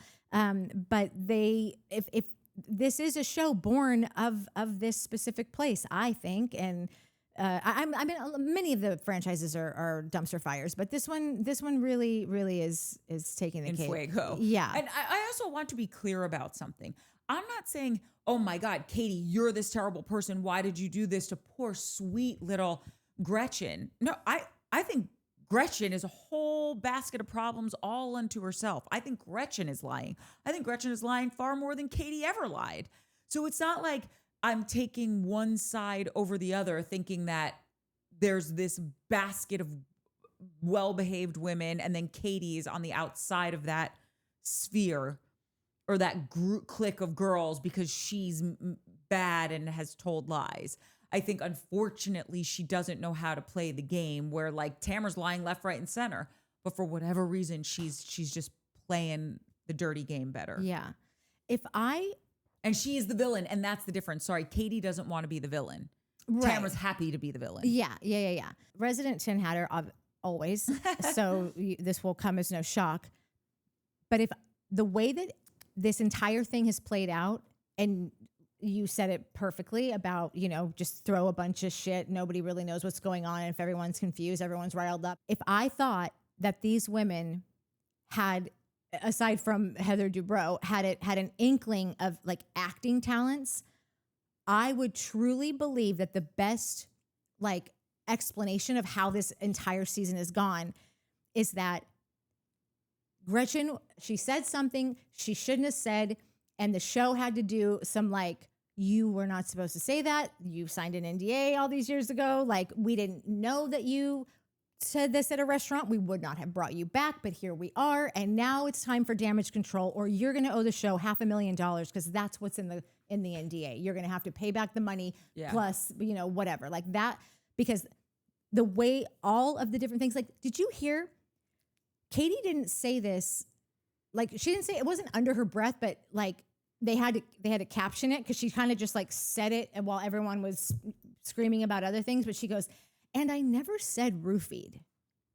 Isn't that what this whole thing is about? That she said that Gretchen said she was drugged or roofied and taken and went to the hospital? Like, did Katie never, like, I have to go back now and look and fuck you for that, Bravo. Like, I don't want to go back and look to see what the specific verbiage word was that like she used to describe this, but like, I'm pretty sure she said roofied. How many times have we heard roofied? We've heard it across the board, right? Totally. Or drugged or something like that. I think I'm so tired of talking about this because it's our last segment and we're here. It's the naked wasted being brought up, and this is when Matt comes out. We have been saying this about this show, about Salt Lake. I don't want to have you going to bloggers, podcasters, the media, and talking about this shit. Keep your relationships on the show. To me, the bottom line is Katie met up with Kiki Monique and they had a discussion about how Gretchen and Slade did say she was drugged and went to the hospital. I don't believe that Katie was the one that imparted this information on Kiki. And I'm not blaming Katie. I know they're all guilty of this. This is my note for all franchises, not even just Orange County. Like, can we stop doing this? Because this is kind of what ruined the season. Katie sat with Kiki Monique and had this conversation. And yes, Tamra was talking to bloggers, and that also ruined the season. And all of the outside mishigas that they're all getting caught up in, you're ruining everything. Yeah. And no, truly. I think that Bravo's really good. The producers really have to step in and say, listen, if you want to be a part of this franchise, we have to adhere to a certain set of ground rules. We just do. Yeah. We don't have that on every other show. We don't have that on, yes, there are moments on Summer House where, remember when, what's her name, Danielle had gone to Demois and said that Craig got kicked out of oh yeah, the wedding, yeah, Kyle and Amanda's wedding because he got so drunk. Yeah. Okay, fine. Shitty. Shouldn't have done it. But like, that's not the norm for that show. Yeah. Same with Southern Charm. Like, I just think, and by the way, I don't know. I just feel like it's got to stop, period. And the only thing I have to say just about that the Naked Wasted segment that we're in is that Matt is clearly a non-confrontational person. And What? Oh, I just thought he was so bad at standing up for himself and like I just thought his performance was terrible. Yeah, even when Shannon goes, he's shaking. Just let him finish so he can go. Yeah, I just thought he just did not present. Just because he's not good at it. He seemed pretty confrontational to me. Sure, it read more as rude. It read more as rude, and it read more as bitchy. Like, Little bit. I was like, Oh, you're okay, the fourth dude. housewife, and it's like, dude, if you're gonna take a shot, you can't miss. It's third. Yeah. No, that was a fucking bullseye. Nope, you No, don't it talk was. to the ladies that way. Listen, you was. look like an idiot. Listen, it was rude. I'm not saying it was cool, but he said 4, so she had to say, "I'm the third housewife." No, because that you was don't embarrassing as fuck. No, but that was on purpose. That He wasn't said as 4 on purpose. embarrassing, though. Like, we all know that you're new, buddy. That's what I was just gonna pipe say. down. And no, I don't mean this in a mean way. You're new, buddy. That they have had whole episodes of reunions about this topic. Like when she said, no, it's like the affair thing. It's like, yeah, no, we had an affair. Like, you can't hurt me with that anymore. I've so fully owned it. So if he wanted to land it, he had to do it differently. Like, maybe your husband should look at the fact that, oh wait, he's not actually Gretchen your husband. seemed pretty bothered by it to me. Oh, she didn't seem bothered at all to me. She was like, Gretchen? no, I'm actually the third. Gretchen doesn't give a doesn't fuck. give a Like fuck. this is the oldest story because she's the third one 16 years ago. So like, Right, it's not an she insult won. anymore. Like if she really loves this guy, like, and they said we'd never last, you Totally know. Right. not an 16, insult. That's you're- why Slade didn't show up, because it's Oh, not an that's insult. another thing. Because everybody's talking shit about him wanting to be a housewife. That was the only thing I thought he fucking This guy did. I- never misses an opportunity to be on film. No, Thank you he so doesn't. much. But here's the thing. But he did. I No, that's why it's said so on the weird. show, and I don't know what. Now I want to go back because now I don't remember who said it, but I know it wasn't a TikTok. I think like one of the housewives, someone said maybe on Watch What Happens Live, because I was blown away by it. And like, if this rings a bell for anyone else, please let me know, because I don't want to go back and watch our own shows and be like, where did I say this thing? But someone of authority, it felt at the time, said that Ryan and Slade were not invited. Only Matt was. I remember. Yeah. And I didn't just fucking pull that out of my ass. Like, because I was reporting it like, can you believe they wouldn't invite? I think I even said, like, get it together. Like, we don't want to see this guy, but like, if you are going to let him basically be one of the housewives, like, then he needs to be at the reunion, because he's in the middle of all this shit. It's really ridiculous that you didn't invite him. I think it was fake news, what we heard, because Gretchen said she would be the first to say, well, he wasn't invited, or else he would have come to stand up. I know, to you. but it seems like someone changed their story, because I almost think it was Gretchen that said it. Like, I have to go find it, because I am obsessed with this specific thing because Yeah. I'm always on the cards on the table when I get my shit off TikTok or I'm in the Reddit feeds and just like going, yeah, that tracks. Oh, those lines connect. You know, like I do that all the time. But I will tell you straight up that I did it, and I'm running with it. This was a thing that I said because I thought it was so obnoxious that this was happening, and it sounded like I heard it from someone who knew what the fuck they were talking about. So anyway, if anyone heard that anywhere, please chime in. Does anyone else have anything to say about this naked, wasted end of this second episode? Okay, so some real annoyances. This is Pet gonna be a peeves while. and grievances. Yeah. When Andy brings up that, like, I don't know if it was like a ninja kung fu video that they did that was culturally inappropriate, and Andy I calls didn't out see it. like, Did I you? didn't. No, I didn't see it either. I don't know if it was maybe it was a video. Like a Instagram or a TikTok or something like. I'm sure someone screen recorded it. It's somewhere. Yeah. It's just I think Jen and Gretchen at like a kickboxing, and Yeah. Gretchen is like probably doing like a hi-ya karate chop on the I thing. did see it. That's exactly what it was. She was making kind of just those noises that you will hear in like old black and white fucking kung fu person movies. in the world has done to a karate bag at some point in their life. Yeah. So again, I am who I am, as my dad will say. I'm doing my best over here, but like, yeah, that's been going whatever. I'm probably, I don't even know what to keep in here anymore. I can't keep anything in here. Okay, when Andy brings that up, and he says it was culturally inappropriate, and he asked Jen like, "What were you thinking?" She goes, "Clearly, I wasn't," which was a perfect answer. She wasn't thinking, and great. It was Gretchen that did the thing. Jen posted it. Oh, got it. Okay. Oh, okay. I did not know They that. were Okay. together in the post. Jen posted it. Gretchen was the one that was doing the hi-yaing. Okay. Andy asks, "You posted this video with this kind of thing in it," and says, quote, "Was that about Katie?" Was that about Katie? Jen says, "No." Tamra interjects and goes, "Well, she's Asian." That was insane. That was insane. Yeah, Like, so- I'm feeling like Korean barbecue. Is it because of Jen? Or not Jen. Katie. Well, no. Jen is my best friend who's Korean. I'm just saying that like it would be like racism. what? I was saying it's not Jen as like I'm just saying You're saying I just about- realized they have yeah. the same name. So that was a confusing Yes, thing. yes, But yes. like if I said I want Korean barbecue, which I don't want to cook my own food. I don't understand the whole A lady with this craze ring doesn't about cook it. her own food. Yeah, thank you. Time out. The dude from Sandlot, whose name Patrick McKenna, I think he has With the that- curly red hair? Yeah, the I curly love red that hair, guy. dude. He's so funny. But he has like a big good socials right now. Yeah. And That's he your buddy. has- Didn't you Yeah, we went to school together. in the county? In the county.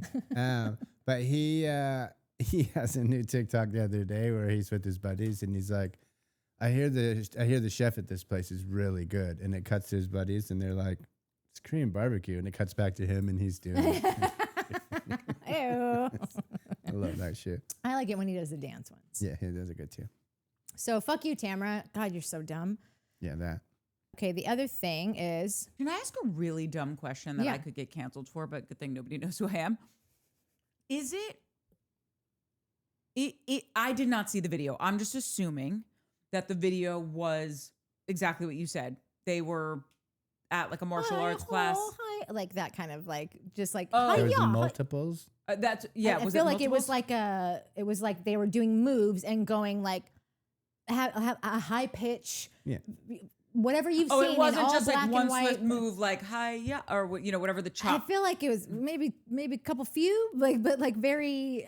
I don't think they were thinking about and grant they obviously should. Clearly they should. Yes. So many people were pissed when you don't understand why a bunch of people are pissed. If a bunch of people are pissed, just go. Just maybe listen. don't do it Yeah. anymore. What's the worth of this? You know. Yeah, But I clearly have but struck a still- nerve or hurt someone. But I never think right off the bat you're trying to be a racist asshole targeting this one girl in the group. I I didn't draw that parallel either, Yeah. and maybe I'm dumb and don't know. Okay, so there were some things that they kept bringing up, like they would talk about it and then they would cut to what seemed like a piece of evidence or the playback that like would coordinate with the point that was trying to be made. And I felt like there were a handful of them, well, at least two, I don't know what a handful is, at least two, maybe three things that I was like, I don't know. I'm not saying that it has to be this way, but in any other TV show, this is the part where the TV show cuts to the thing that is the thing they were just talking about. So one thing that Tamra said was, Tamra tries to call Jen out and say, you originally said you never heard about this, talking about Naked Wasted. And then cuts to the scene that it's referencing, and Jen says, gosh, Naked Wasted, I don't even feel like I know that much about it. That's two different things. Do you remember in the beginning of the episode, I said Tamra bends, like she takes enough of the story and like just plays whatever historical revisionist? I have that note. I literally wrote the exact same thing because I was like, this is the perfect example of her saying, you said you never even heard about it. And then thank you for being able to roll the tape. That's actually not what she said at all. She said what you just said, which are two completely different things. Yes. The next one, I already said it when she says, like, I never said the word roofied. That was news to me. I would like to know if I'm crazy.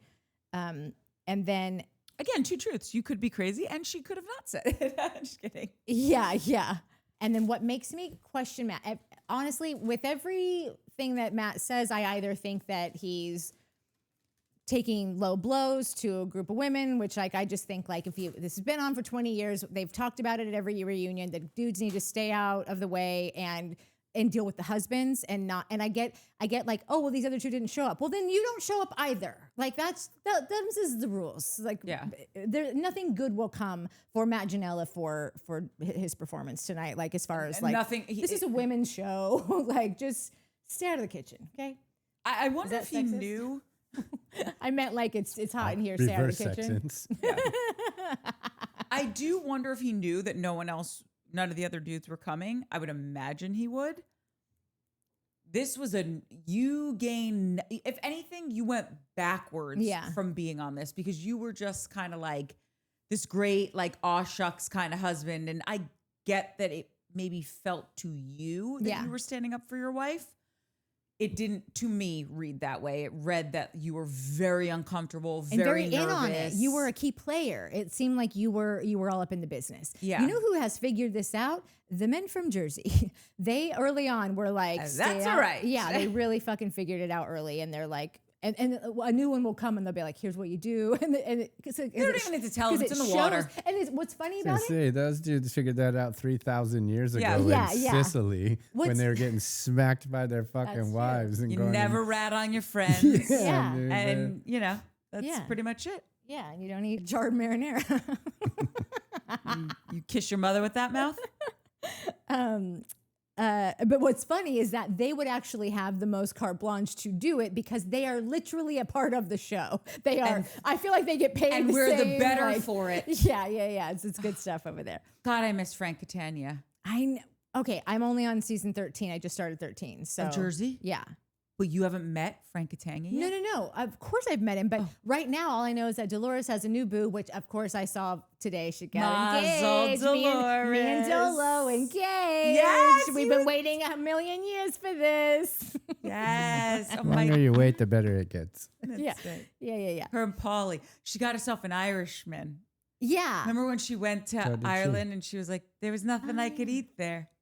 Yeah. The Irish are the nicest people in the world. Like when you go to Ireland, they're lovely. I'm trying to tell you guys. So hospitable. The food is, how do you say, amazing. dog shit? Yeah. It's really, it's not good.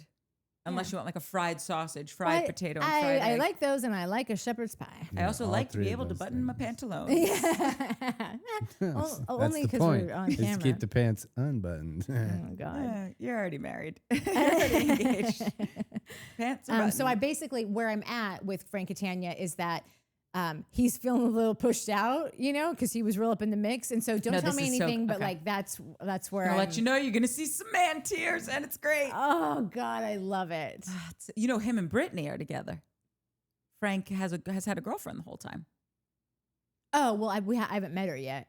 But he's been with this chick, Brittany, who's like 4 and he's not. And you know, and it's a big happy family. Do people like Dolores? Because I feel like I hear a lot of like, oh, Dolo, get her out of here. And I'm like, she's literally tried and true, my favorite. Thank you. Okay, well then I'm not worried about what all these other schmoes are saying because I knew Dolores that you would. Patterson. I'm going to tell Joe you something. Schmo excluded. What? Joe Schmo excluded. Well, nobody in our comments are talking about this specific thing because we haven't done Jersey Housewives. I want. Yeah. But I don't know if I want to do it because I just want to enjoy it. And I don't want to, like, that's my safe space. That's my favorite one. I know. Hold on high. I love it. Yeah. Okay. So this whole thing is like, hold the line. You said, hold the line. You said, make sure you stick with Gretchen and hold the line. Then they cut to the thing and it says Gretchen and Katie stayed aligned and poked holes in her timeline. That's not the same. And so again, maybe these are two different things. But as I said a minute ago, I said it too early because I hadn't gotten to this one yet. But it could be different. But in any normal TV show, you are saying the accusation and then you cut to the text message screenshot in reference to the thing, as evidence to the thing, the corroborating, the smoking gun, whatever. If that's what this is, then that's not. He never said hold the line. He said they stayed aligned. Yeah. And that was Matt. That was the text. That was Matt's part of the text. So Slade never even said that. Yeah. I have this feeling that there's more to come. I think that how they waited till the reunion to the third part because they haven't even done it yet. Yeah. To even show that there was a day that they went back and took cameras over to Gina's and with Gina, Emily, and Jen. Oh, maybe? yeah. For the big bomb of Tamra was leaking. Everybody's leaking everything. Yeah. This is not a bomb drop. I think that we're all going to watch what we've watched and say, like, it clearly seems like, again, big Katie fan, seems like Katie and Matt are lying. Like, that's where I'm at. I'm sorry. I don't want it to be that way, but like, I'm just going with my gut and that's all we have here. And things can change all the time. Sometimes I don't even remember what my gut said a week ago, much less this morning. But I feel like something else is coming and they're baiting us to all make an assumption about something because I'm so positive that I heard someone of note, maybe even a Gretchen or a Jen, say they weren't invited. The fact that they're not there now, it almost makes me think that Slade's going to come out with something after the reunion. And I've also heard that from some schmo on TikTok. So I'm not giving it that, but my gut says that there's more to come, and it's maybe why Slade actually didn't go to this, because he's going to come back with something later and we won't be able to fucking know what happened with it because it will just be like a after living in a vacuum somewhere where he's just talking about it unchallenged. Yes, that's what I think. And that's why this all leads back to what you said at the top. It's like they're just throwing all this shit in there so that no one ever really knows. We don't even know what we're fighting about anymore. Shane's whole rant yesterday goes perfectly with this. Yeah. He got a little too political. I cut out as much as I could. We still lost a sub from it. Somebody was like, I'm out. Yeah. But like, it was a really good point. Like, this is our dumb out time. We're already so used to like divisive everyday life. And this is supposed to be the thing that like, no, like we watch it on the show. We know what happened. We're not fighting about what happened. We're not watching people say, that this is what happened. No, we actually did see that part, and that isn't what happened. But they're just staying tried and true. Sorry, and doing the double down, the triple doing the down, double the down, quadruple down, and then we're expected to just, when someone says you don't know the whole story, we're supposed to go, oh, okay, then I'll just buy that. Then I'll hush. Then and it's become, the dumb out time has become our everyday regular lives, and it's such bullshit. And fuck you, Bravo. I mean. But we love you, Bravo. Yeah. But still, just do a little better. This is where I think a fuck you, Bravo, is in order. I know. I'm like, are we ever going to become like Bravo affiliated? Yeah, can we ever come and work the bar? Watch what happens. Yeah. This is where, though, I had said earlier, I don't think like Katie's some big lying liar who lies, and Gretchen's some like little Miss Princess in a bubble. I think they're all guilty of this.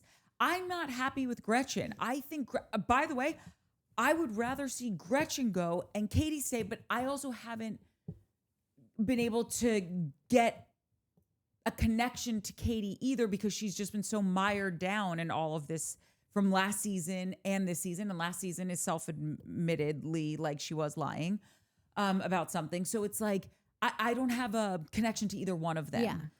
And this is why, if we could all just stop talking to people outside of the people you are doing this show with, we would have a better show. Yeah. That's it. Because everybody loses. Yeah. And we wouldn't have to do, yes, there would still be lying, but there are moments like when you watch, I keep referencing Beverly Hills, and I don't know if it's just because like we're in the same state with Orange County and Beverly Hills, but there have been wildly real moments on Beverly Hills, even as of late. Watching Erica go through her divorce, and it was a brutal divorce. Yeah. And she was seen an incredible, she was saying things that were really tough, and people really judged her for it. And I'm not saying that she didn't deserve, being judged for that, even though she felt that she backed herself up in a way that was like, I just have to be out for myself and protect myself. No, I loved everything she said. And I know a lot of people wouldn't, and I get it, but like I fucking was so down for her being like, what about me? The kids, sure, but what about me? I've also lost everything. Like, yes, and she didn't know. Yeah. Listen, of course, these people that didn't get the payout from these, that is disgusting. Yes, but you are allowed to care about your own well-being. You are allowed when to no care. One's coming to save exactly. you. Like, and you don't know what's coming next. You don't know what's coming next. Yes, and by the way, and I've had a little bit of an interaction with Erica, and she has been unbelievably kind and cool. Was she so cool? She was so nice. Like, posted something about, like, I was at an event and that we were like doing gifting. She made a post just about my company. She didn't have to do that. Messaged me back as to like how much she, was touched by it. Like, she was just a really thoughtful person, and there were a lot of people there, and she was one of the only people that did that. Yeah. So I don't think she's some cold-hearted person. I think she was just like, holy shit, I know this is going to come off really bad, but I'm also a victim in this. And I know that I am not a burn victim. I also have been living a life of luxury for however many years. I understand all of that. Yeah. I didn't know that he was robbing everybody. I didn't know that he was using me to rob people in the sense of like filtering money to me. Like, I didn't know this. I'm as fucked up about this as everyone else is. And I get that it sounds so, you can't. And she couldn't even really talk about it because it was a fucking case that was ongoing. So like she can't even, anything she's going to say is going to be used against her. Yeah. Or she's just going to get fined, or she's muzzled, or like all the things. Like, it was so shitty. And it was so shitty. And I get that, of course, yes. I'm sure even she looking back was like, wow, I was on antidepressants, and I was drinking a lot, and I was doing a TV show, not the best mix that I've ever chosen for myself in my entire life. But there was, I don't know. I think she's really come out the other side. And I think that she was doing the best for personally just herself when she could. And the whole fucking situation sucks. It's like, I'm not trying to justify everything that she said, but I can see all angles is all I'm saying. Yeah. And so that was a very real moment. Kyle getting divorced is a very real moment. The argument and pain that she's gone through, the arguments that she's had with her sister and the pain that she's gone through, even as of late with Kathy, when we were you weren't here, but I'm sure you watched the episode on Salt Lake where I was referencing Kathy saying all this, allegedly saying all this stuff at the nightclub, and then in the Sprinter van where they didn't have the GoPros. And a lot of that was talking poorly, allegedly, about Kyle. And they did meet about it, and they did talk about it on camera. And that was all real shit. And so I just think you can have so many better storylines. And it's so much more interesting to watch your lives when we're seeing, Merce in the purse and what happens. I don't know if you get that reference from Beverly Hills. But mainly all the money and the stuff. Yeah, there's monies and stuff in Beverly Hills, far more than in Orange County. But still, it's just like, you don't have to do this. This is such bottom feeder kind of stuff to like, and I get that everybody talks, but that doesn't have to be the meat and potatoes. That can be the sideshow. Yeah. Yeah. Anyway, should we do commies?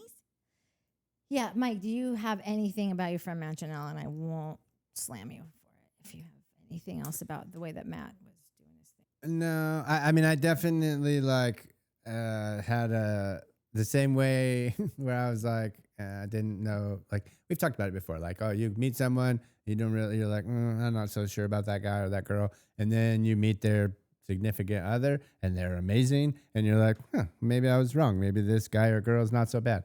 Like I said, it happens to me all the time. People fucking hate me. They meet her and they're like, Now this they're guy's really gonna love you. yeah, this 'cause guy's pretty cool. He's engaged to the cool girl. Exactly. They're just gonna be like, oh, maybe she's dumber than I thought. But Matt, I knew she was dumb. That's probably okay. Go on. Yeah. But so Matt had that thing, like I was like, oh, that's Matt from the Golf Channel. Like, oh, Katie must be great.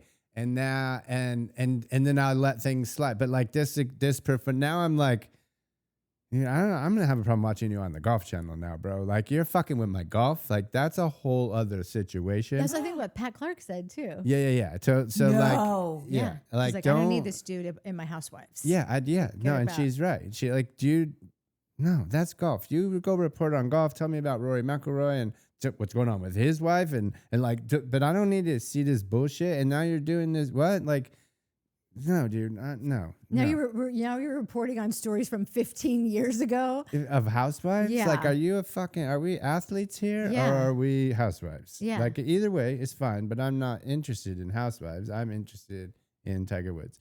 So I was kind of bummed. I also think they are in over their heads. I think they signed up for a thing and KD was like, oh, I can do this. And I know now, how this works, babe. I'm going to tell you all about how it works. Yeah, And she didn't know how it worked. or she just isn't doing a very not great doing it right, job, yeah. you know, like, which is fine. Like, so yeah, I kind of think that the rest of these girls aren't being so much as prejudiced and racist. I think they're just being Better game players. Yeah, they've been in the league 15 years, and this girl's a rookie. Just got called up from AAA. Exactly, and they're like, okay, dude. And in 6 years, Katie might be the one on the other side being like, hey, that happened to me too. Season 2. Let me show you how this shit works. She might fucking bring it. Play the game tapes. Yeah, exactly. Yeah. Like, you know, practice, perfect practice makes perfect. So she may get there. But yeah, Matt, every time I see Matt on the Golf Channel now, and I'm gonna be like, okay, get to the next. Like, I don't want to see this dude anymore. Yeah. I don't know. I just it gives me the ick. He gave me the ick. You took the words out of my little brain here. They just seemed out of their depth. They seem in over their head, where it's like him trying to be aggressive or whatever. It just, none of it played for me. It just seemed like and I'm not saying you need to sling insults, but if you are, make them hit. And it didn't. Or if you are going to have some receipts or facts or want to say something and really make an impact, it didn't land. Yeah. You know who does land? The gentleman of New Jersey. No, they really do. I will say, and even though I just went on a big rant about like agreeing with Andy, what's so horrible about wanting to be on this show. But if Katie, if they don't have like a massive cast shakeup, and it's like generally the same schmoes that are on there now, then that will, and it wasn't even said about her, it was said about Jen, but that would prove to me like you really are too thirsty for this show, because no one on this show has treated you, or whether they've treated you kindly until they didn't. There was a point where they stopped treating you as a friend and doing, you know, anything for you and wanting to have your back and connect with you. Like whatever happened, whoever was right and wrong, like it's a miss. There are no friends on this couch for you, Katie. And I say that knowing that Tamra is fully willing to be your friend right now, but that is fleeting. Yeah. I bet it's fleeting. By the time that the reunion's over, right now. That's it, why, and that's all. Yeah. She's the reason that this, like, she was a big part of how all of this came about for you, and now she swooped in last minute. And then Tamra, I saw her at something the other day. This is so Tamra. She was out with Joe, Alexis Bellino, and a third one, Vicky. That's another one. It wasn't this thing. Let me just find, because I sent it to Harris to be like, and he's like, what am I looking at? I've been I'm like, I think she's trying to put a new cast together. Yes, and I've been seeing even Bravo has been posting stuff with like OG Housewives. Yeah. And I do think that they are going to have a major shift for 20. I in hope that Orange she's County. not in it. Vicky? God, no, not Vicky. I mean, fuck Vicky too, honestly. But like, they're like, I would love it if Tamra wasn't. Who would be the one more sort of outcast? Tamra, Joe, Alexis, and Kelly Dodd. no, it wasn't. That was a real bullseye answer, though. I just want to let you know. No, I know. Okay, now I need to. Let me just find it. Who else?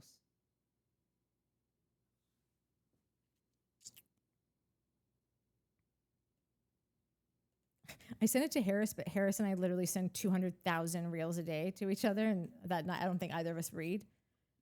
Oh, what do you know? He's just popped in, and then I have to open it.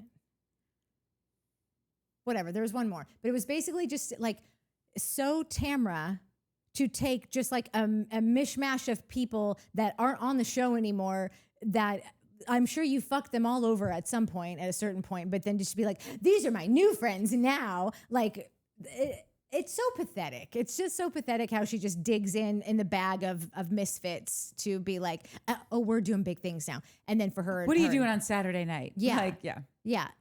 At that same party that they were at, this is so Tamra, she hired Sheena Shea's ex-husband to DJ it. And he was playing good as gold with Tamra there, like, because Tamra has gone on Watch What Happens Live and said that, she's got real big fucking beef with Sheena Shea. Sheena Shea, this is her dream to be on this show. And Andy goes, I thought Dancing with the Stars was Sheena's dream. And he goes, she's like, well, that too, probably. I can't. Yeah. I can't. And so, yeah, Katie, this ship ain't for you. Move it along. Unless you're bringing all your new friends, because no one here likes you, whether it's good or bad. Why would you be involved in this? And Matt, if you don't fucking tell your wife, I love you so much, please don't do this to yourself and don't do it to our family, then that's a miss for him too. And don't do it to the Golf Channel, most importantly. And don't do it to Pat Clark, uber important. That's actually the most important. Don't do it to Pat Clark. Yeah. Who wants to go first with commies? Okay, great. I'll go. This is from Mary Iika Kent. Did any of y'all hear and see that Emily was busted talking to bloggers? Poetic justice, please go away, Emily.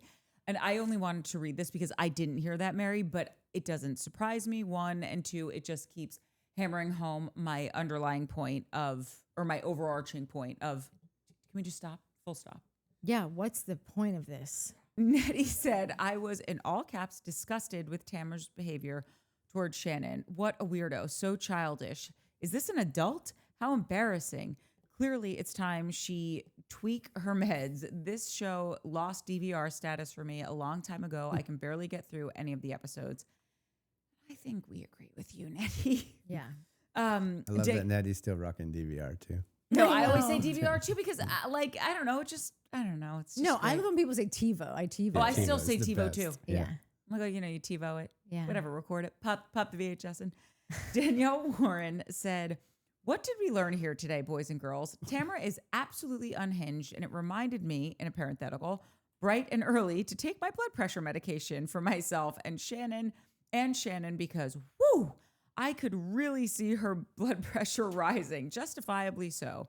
She nailed it with, who does she think she is? And the nerve, LOL.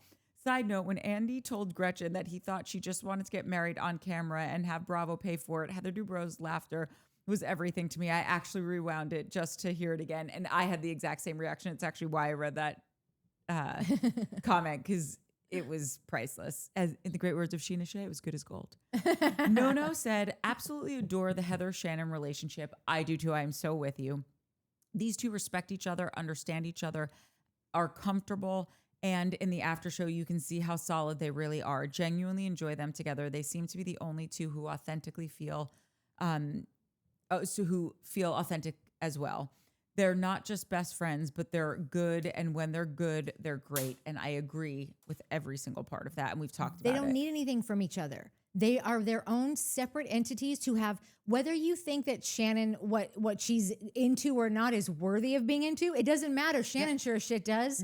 So Shannon's on her train and Heather's on hers, and like they like to go parallel sometimes and honk the horn and wave and like throw things at each other, and like they're just a good time. Like it's so nice to see two people that have no ulterior motive, no hidden agenda, but to just spend time together and talk and gab about whatever. Yes, and laugh and everything you're saying. But I say this every fucking episode because I know everyone thinks I'm so corny because like I want to see growth and I want to see a happy ending and whatever. Yes, and I always will. But this is a perfect fucking example. Yeah. If you go truly, Mark, if you went back and watched, they were arch nemesi of one another. They could not tolerate one another. There were entire reunions that revolved around how much these two women could not see eye to eye on anything. And the fact that they have come this far to have a genuine enjoyment of the other person just is why I love this is like the good part about the show that I do enjoy, because growth does happen. Fishing Gal said, correction, Emily's Shane, I like that she says Emily Shane, not our Shane, doesn't have a law firm. He works for a law firm that law firm is filing for bankruptcy and owes $4+ million, leaving him ... unemployed. Allegedly, making no assumptions, but Shane's parents are of wealth and could possibly assist with maintaining their household. So yes to all of that. She had just said last week, like his law that he firm, had his right, so that was just clarification. Meteor Wine said, it's so much better for my blood pressure to listen to your recaps of OC than me sitting and yelling at TV like my grandmother did to her daytime soaps. Let's get to the most important topic, Mike. The Niners, our Susan team. Lucci. Sorry. Excuse me? Susan Lucci, obviously. Yeah, the obviously, yeah. The Luch. I love that we both watched All My Children. I know, me too. I got it because my grandma. Mom. That has had to be our moms and Oh, grandmas. my grandma. Yeah, Because my grandma watched it too. was never home during the day. Yeah. Just because she was working. That sounded nefarious. She's doing a secret safe with me, Mom. No, I would just be with my grandma because I hung out with them all the time. I also did, and General Hospital. Okay, like you even more now. Just said, the Niners, our team. Yes, our record belies our health. And remember, we have the Super Bowl this year. It's a sign. Courtney, will you please bless our house? And I just want to let you know, it would be an honor. Great, get to it. Okay, so someone's got to let me in the house. I got to get, wait, you got to get to the stadium? That's how house blessings work. You can't do like a remote session? remote, like a I would have to have Wi-Fi the permission of over everyone Wi-Fi there. or something. No, I would have to have the permission of everyone there. You can't just go and fuck with people's energy. You got without the permission. Okay, You're well, good. We're good. That's Barry two, said it. That's Barry, two fans out of. Barry I and I think said a lot. it was cool. Okay, I'll work on that. Nisha Spoomer said, "Skibbity bop. This show expands my vocabulary." Good. It cracked me up. It's Skibbity Pap. Oh, by the Skibbity way. Pop. No, I mean, listen. listen, we got this off of Instagram. Like that dude that was just basically was the voice of cats, and that it would be just a cat just chilling and waiting for another cat to walk by, and he would just go pap. So he'd be like, "You gave me a skibbity pap." That's so cute. It's the best thing It's ever. the best. Nisha, so I'm with you. That the show expands my vocabulary as well. I think that we can classify ourselves as an educational channel now. Oh, yeah, exactly. You Just can like get some things from the government. Hennermint said, first time watching your show, and my goodness is your take on Tamra refreshing.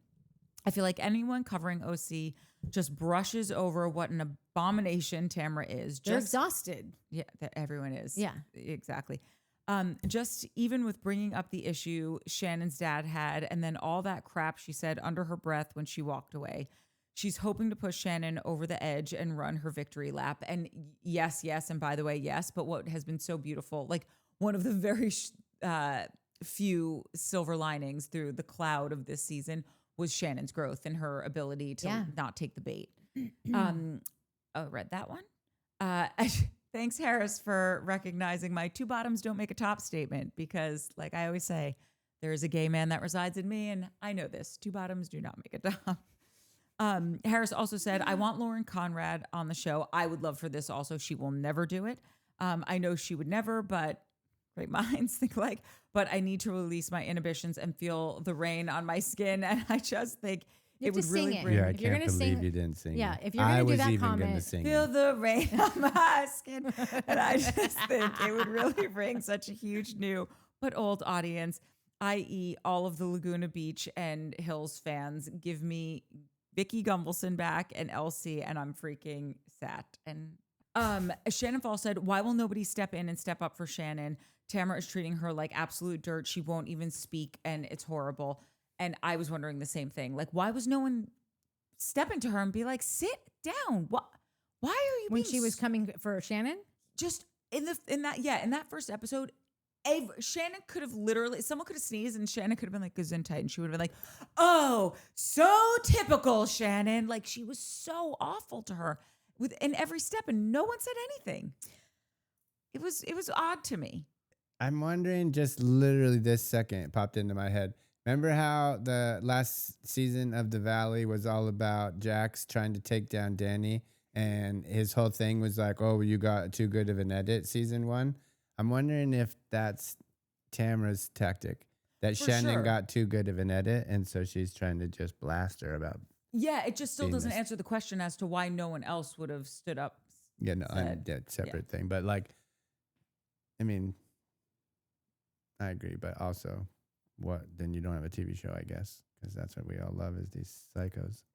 I don't think that anyone needed to. I think Shannon held her own. She did. No, and she I didn't. think that the way that, here's the thing, when I saw those comments too, and I was like, oh yeah, nobody really did step in. But in the moment when I was watching it, I wasn't yelling at my TV, someone rescue Shannon, like save Shannon. Like, I was like, That's a good point. Shannon's kind of coming back with exactly what she needs to. Yeah, She's fair. not going, like, she's letting Tamra kind of bury herself, and all those faces were just like, I have like 10 million screenshots of it, because like, Well, to come full circle on my last comment, from truly, I want to say, and I think this is a pretty accurate percentage, 60% of the comments, if not more, but definitively 60, were it's Tamra fatigue. yeah. They're so done with it.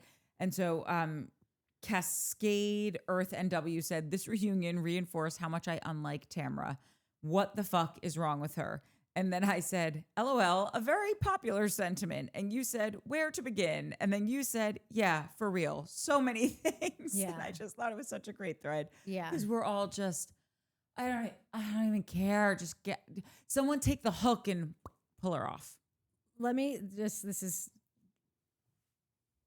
just, since we're on this, we don't, I do the TikTok as much as I can. I don't have a good sense of like what shorts to cut. I never really have. So, I do them almost at the minimum. So our TikTok, we put one up that was just like basically titled Tamra Needs an Exorcism. It was from last week's episode.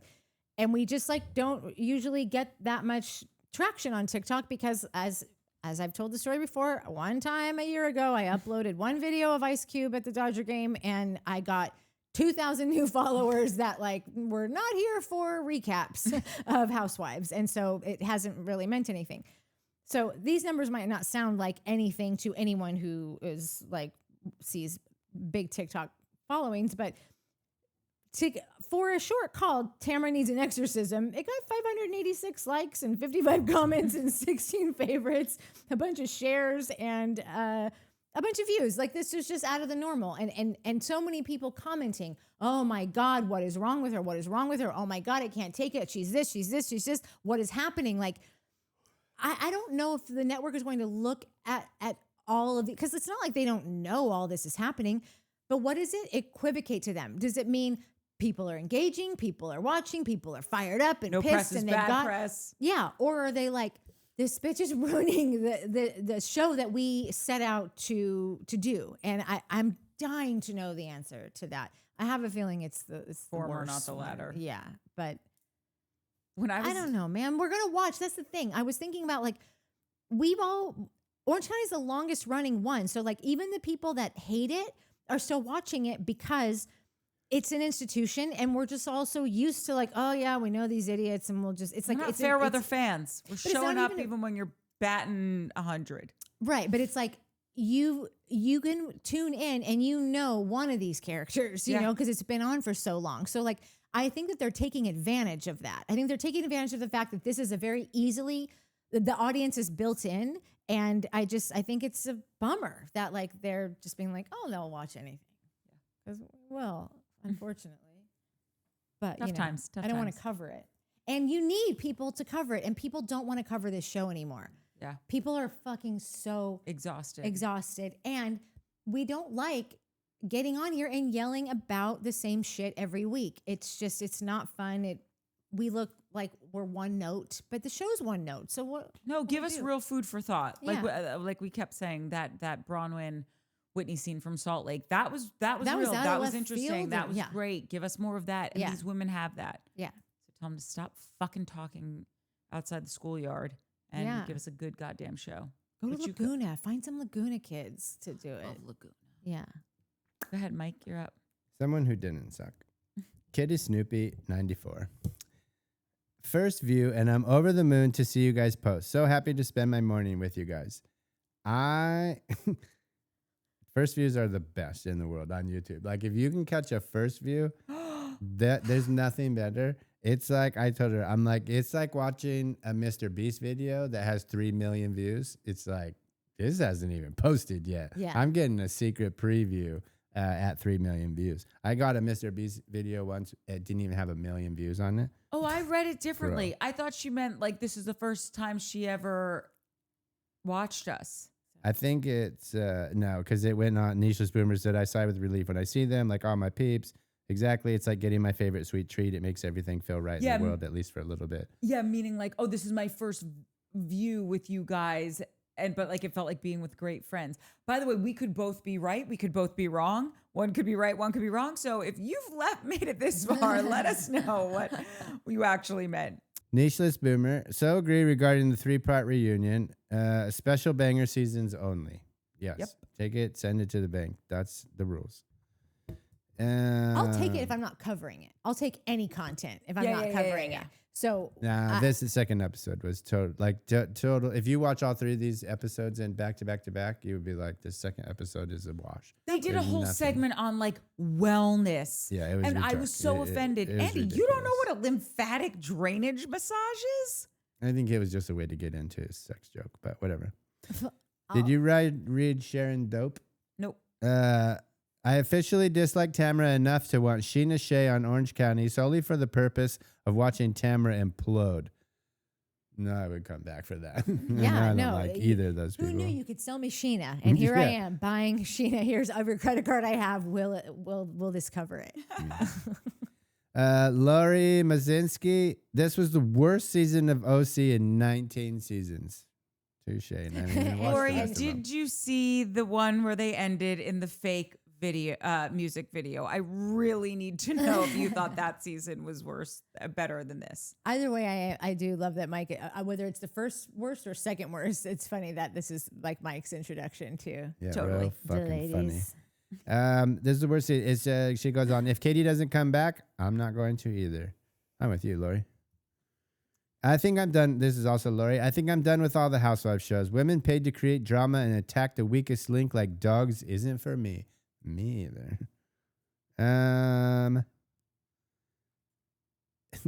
MKD 4076. Tamra needs the most qualified therapist / psychologist she can afford. She needs one that she can't afford. We need to do a fucking what do you call them? Like a GoFundMe type situation. For her. Oh, Lee Armstrong. Lee Armstrong went to Charleston and went to, by the way, is that their place? Yeah. Yeah, she said they went there. It was cool, but the food was I whatevs. know, and that's such a bummer because I just like they have such a good Instagram, and it looks so cozy, and I always just think about like a good like cheesy, delicious app with like a funky drink that's like in a coupe. Yes, all that. And great coasters. So I really like, and I also just like, I want to go to Charleston so bad for the holidays. Jake just went and said it was amazing. Yeah, I want to go so bad, but like I want Christmas lights everywhere and like peacoats. I'll go. I do. Should we go? Okay. I'm down. How can we? Okay, I'm gonna figure this out because I would love to go in sometime in December. Now that everybody knows I'm single, I can say that I see Craigie and Shep on dating apps. Yeah, and I'm dying for you to. Oh no, I'll never match with them. I'm too age appropriate. No, but I'm not just for Craig. dying, I'm older than Craig. I'm dying for you to just run into Craig on the streets, both in probably a pea coat and a scarf. Oh, and did you drop cashmere. this gardening tool? Yeah, I could help you hoe. Yeah. And then just cruise over to By the Way. You'll tell them the apps aren't great, so you'll go in the back and Nancy Myers it up and throw an apron on and add a little S&P. yeah. And like before we know it, it'll be the sun will be coming up, and you guys will still be sitting at the with the stainless steel, whatever chefs chop it up on. Yeah. And I'm dying for this, and I think we can make it happen. Okay, I do. I really, really do. By the way, I would date, not that either one of them are asking, but they're idiots if they're not. Yeah, big time. Thank you. I would date Craig before I would date Shep. Oh, Shep yeah. seems like Shep seems like he maybe has the herp. I don't know. also has the herp. He Maybe just seems like a guy that maybe does. I also think that Shep seems like a one pump chump. Like I big don't think time. you're getting the sexual experience of your life with Shep. I No, think that's you what could- Sally said, right? She was like, Sally said it, and so did his ex-girlfriend. oh yeah. But when she said it, I was like, okay, well that's understandable that you guys are like obviously like warring Still right now. red is true So, to but me, when Sally said it, I was like, yep, that's it, and that's all. Well, no, because remember they said it at the reunion, and Shep's like, I just was kind of out for myself, and I didn't and it's like, no, you both finish. You both finish. Yeah, come on, Shep. Like you're too old to not know the importance of it. Like, come on, dude. This guy has both people finishing. That's why he's engaged. Sexual revolution is what I've heard. Shannon Fall. I'm going to read this whole comment, but I really only care about the last sentence and more importantly, one word in it. I wish they would have balanced the dress colors on the couches strictly for aesthetic purposes. Katie's skin looks flawless, like butter, and the hot pink on her is gorgeous. Those Say what you boobs, want too. about They're Katie. so dude. good. She's so Her hot. boobs are great. I thought her dress was not great. I thought it No, was very prom. I don't love it, but I loved her after show dress. Oh, I don't remember it. It was like it was like floral. It was like white and floral, I think, and like kind of looked like a bikini, like not a bikini, but she just Bandeau. yeah, and then had a cutout right here, but like she just is so like this word sounds so creepy, but like just her skin is so supple, like it's so like No, she has gorgeous. yeah, it's skin. like just like it just feels like literally butter would just slide down Yes. it, like it's so Like good. she doesn't even need the moisturizer. No, she's like just generating it herself. By the way, I was going to try to make an abbreviation with moisturizer, but you can't because then she doesn't need the moist. That's gross. And who likes that? Nobody likes that word apparently. I know. I don't either. Anyway. It never rubbed me raw, but it's like one of the most common words that people hate. Oh, I'm sorry. really? I'm trying And you to, like, can't not- say. What? Moist? Yeah. Blech. He's Shannon like wore that dress pudding. on He's like another pudding. I know. episode. Emily's hair looks great. Still not loving the body glitter. It makes skin look like granite on camera. Now, for the word of the year. Love the mulberry color of Heather and Gina's dresses. Mulberry. That's my word of the month. Joe Schmo trying to one up. If you like mulberry, I'm not even sure I'm going to pronounce this word right. How does aubergine? It hits hard, Joe. It's hard. Both of those words. I would also like to throw in, I thought it was also a little bit of an ox blood. Anyone? Yeah, Bueller? but that's not as cool as mulberry. Okay, well, Whose dress? Gina's. Gina's and Heather's. Mary Ayeka Kent. Yes, Mike. She likes being a mean girl. Regina George status. I think we all know who we're talking about. Shannon Fall. Tamra's fighting style is so juvenile. Making faces, the gestures, mimicking, etc. Then telling others to calm down. It's childlike. I think a lot of us had that same childlike thing. Nandy 1986. I don't know if it's a Xanax or she had a few shots before the reunion, but she seems off. She's yelling like she always does, but the facial expressions towards Shannon and just the way she looks is odd and kid behavior. I agree, Nandy. She was something was going on. Shannon Fall. I love Gretchen's ballroom competition dance dress. It would have been even better for me if the top and paneling had light pink backing instead of a nude. then repeat some light pink chiffon on the skirt to tie it all together. And then you added made me laugh for like a half an hour. It needed a hot pink twinkle light sewn into the corset. You said boning. Maybe That's what it's called. Yeah, whatever. You said boning. Maybe she'll do it for Jesus' birthday. Wait, did you ever see that Claire Danes dress that I think Mark Jacob, or no, maybe Mark Jacob, Christian Siriano, one of those guys, designed for the Met Gala, where it was actually really beautiful with all the lights underneath. No. The dress glowed. She was like a firefly. It was. Who was it? Claire Danes. I'm going to look it Oh. up. It slayed. And also I have a judge's ruling. I think Gina was Mulberry, Heather was Oxblood. That's what it feels like. Good talk. It's not carry about on. the color. It's about I the thought word. that was aubergine. No, The aubergine point is too the purple. word. The word is the better words. than dark purple and better than oxblood and better than all the words. What about eggplant?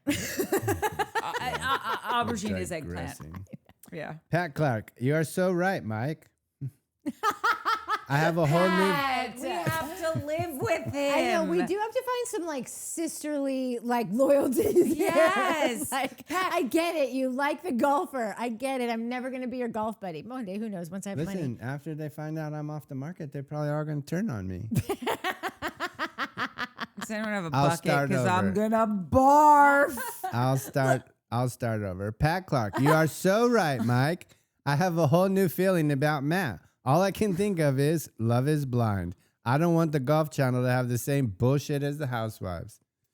I'm actually going to eat my words about what I just said because actually this is so funny randomly, and this is on Salt Lake. You think I'm right too? No, Pat said to you and I that we raised them well. Oh, that's right. Okay, Pat, we're good. We're good Yeah, again. at We're good least you again. know that it does take it takes a village. Truly does. Wait, and then Nettie also said, she goes, based off of yesterday's episode of Salt Lake, she goes, Courtney, men can be trained to want a coffee table. And that's true. I'm done training. She was talking about how she dated this 20-something-year-old who didn't have sorry. I don't Oh, yeah, you understand watched that. the show. Okay, great. I'm supposed to be doing research on something and I can't remember what it was. Was this? Claire Danes' dress. Thank you. Thank you. Wow, Nat, coming up. Wouldn't that be funny if the meteor gave me A memory? A memory. Memory for Meteor. Memory by meteor. Memory by Meteor. That's it. Okay, I want to interrupt you again. I know you hate that. Yeah, you will. Ellie 2891. Pitch for season 20. Do a limited season with OGs plus fan faves through season 19. Produced like the first season of Real Housewives of Orange County, introing ladies and their lives and give the group scenes and Do go on. produced like the first season of Real Housewives of Orange County, introing ladies and their lives, and gave the group scenes be for funsies. And instead of a reunion, Andy and Cass could talk about ironic moments of the show. Just celebrate the heck out of OC for S20 and use the time to figure out a really good plan for season 21. I kind of like that. I'd be down for this. Just a little where are they now and whatnot. Fun stuff for me. All this stuff. This I thought. Sorry, Nat. You just said all this stuff, and it reminded me of Okay, in that's My Blue mine. Heaven. He goes up to this woman. He goes, you shouldn't be in the frozen food section. She goes, why is that? And he goes, because you're so hot, you could melt all this stuff. It's the best. You could melt All all this of this stuff. stuff. And then he goes to pay for all he goes, you got arugula? What's that? He's like, it's a vegetable. And he gets the fucking pricing gun and reprices all the meat. And then he hands him the $100 bill and the kid goes, wow, a real 100. Thanks, mister. Terry and Todd. No, you're Terry. You're Todd. She's Terry. Anyway, I love that movie. It's not Love a tippy. fresh mo. Oh, what a day. No, he goes, all the kids are walking to school. He's in a 3-piece suit. He goes, what a day for a mo, huh? So good. You know what? It's nice weather out. I say it to myself. I go, what a day for a mo. Sorry. You can't give us Oh, mine. that's such a great movie. I don't know if it, We're out, so you get no more. Oh. This is a good Frankie. no, this is a good comment. This is like a Jen O'Toole type of Oh, yes. needs are someone seems needy until their needs are met type thing. Please.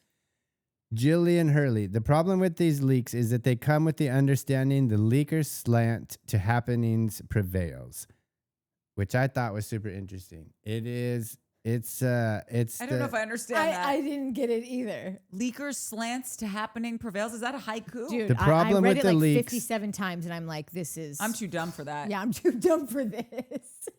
for real. Yeah. Oh, I definitely thought this is over my head. I don't get it. History is written by the victors. It's the modern day version of that. Go on, say it again then with Yeah. that in mind. The problem with the leaks is that they come with the understanding that the leaker's slant to happenings prevails, meaning whoever's giving the leak, what they're saying is it has to prevail, right? You're going to, like, that's the story. Okay. The victor tells the story, not the loser. Okay. So the modern day victors are the people who get to the bloggers or whatever, podcasters. Got it. Nettie, Mike is on point. Oh, Nettie. We How have we- to live. How we grew up protecting the kids while Emily is like, it's hell, no joy on a national platform. Just in regards to like when we were kids, it could literally be the kid's fault that the parents were getting divorced. And the parents would be like, no, it's not you. And that's not Emily. That's not how Emily was raised. Another one from Nettie. Wait till Tamra's daughter sees the spectacle she's made of herself on TV. Must be so proud. Not getting any more hugs after that. I just wanted to thank a lot of people because I was like, oh, why do we watch this show still? And why do we still watch Tamra? And a lot of people replied with their reasonings, and it was really cool. Yes. Tiny Panther, Ryan Bailey from So Bad It's Good podcast calls Gina Casita from the season where she was getting divorced and living in a friend's casita. I fucking love that so much. No, my but also- favorite I didn't thing. even know that, and I could have called her that because I knew that bitch lived in someone's casino. No, remember I said earlier in the season, Danny Pellegrino calls them hip and casita because it was Oh. the same season that she lived in the casita and Emily had to get the hip replacement. So this is Memory by Meteor. It's on, it's Yeah, off. it's a flawed theory.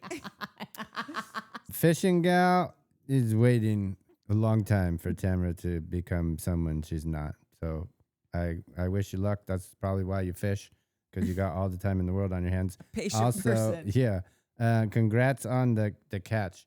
Dude, she caught limits on Dungeness crab and rockfish. That's crazy. Meaning she caught the personal most limit. amount you can get. Yeah. Yeah, that's and then amazing. went home and had an amazing dinner. Build Indy. Tamra is one angry motherfucker.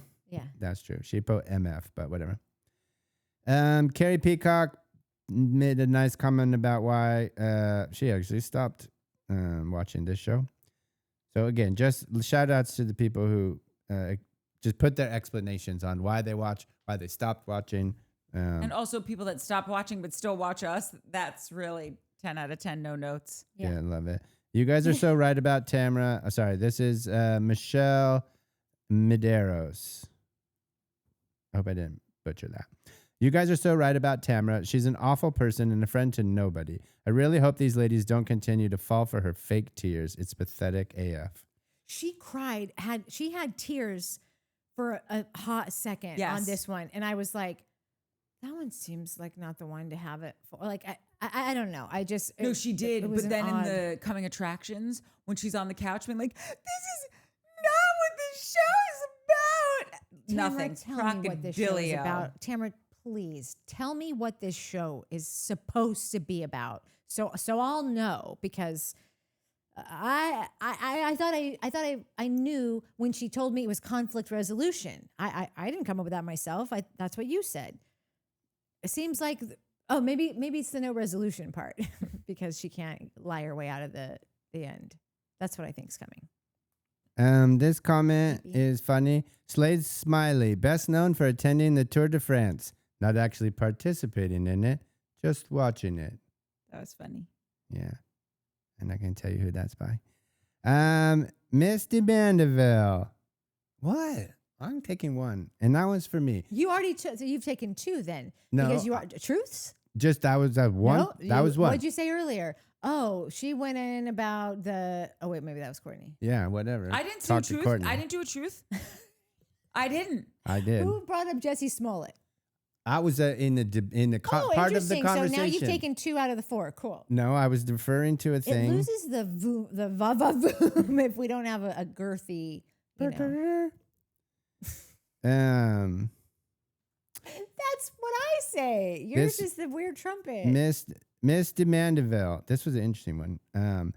I think there are reasons we don't know about as to why Tamra is so aggressive towards Shannon. Shannon has the victim shtick down to a fine art, in my opinion, and carefully cultivated, slightly batty act, which I think she feels gets sympathy.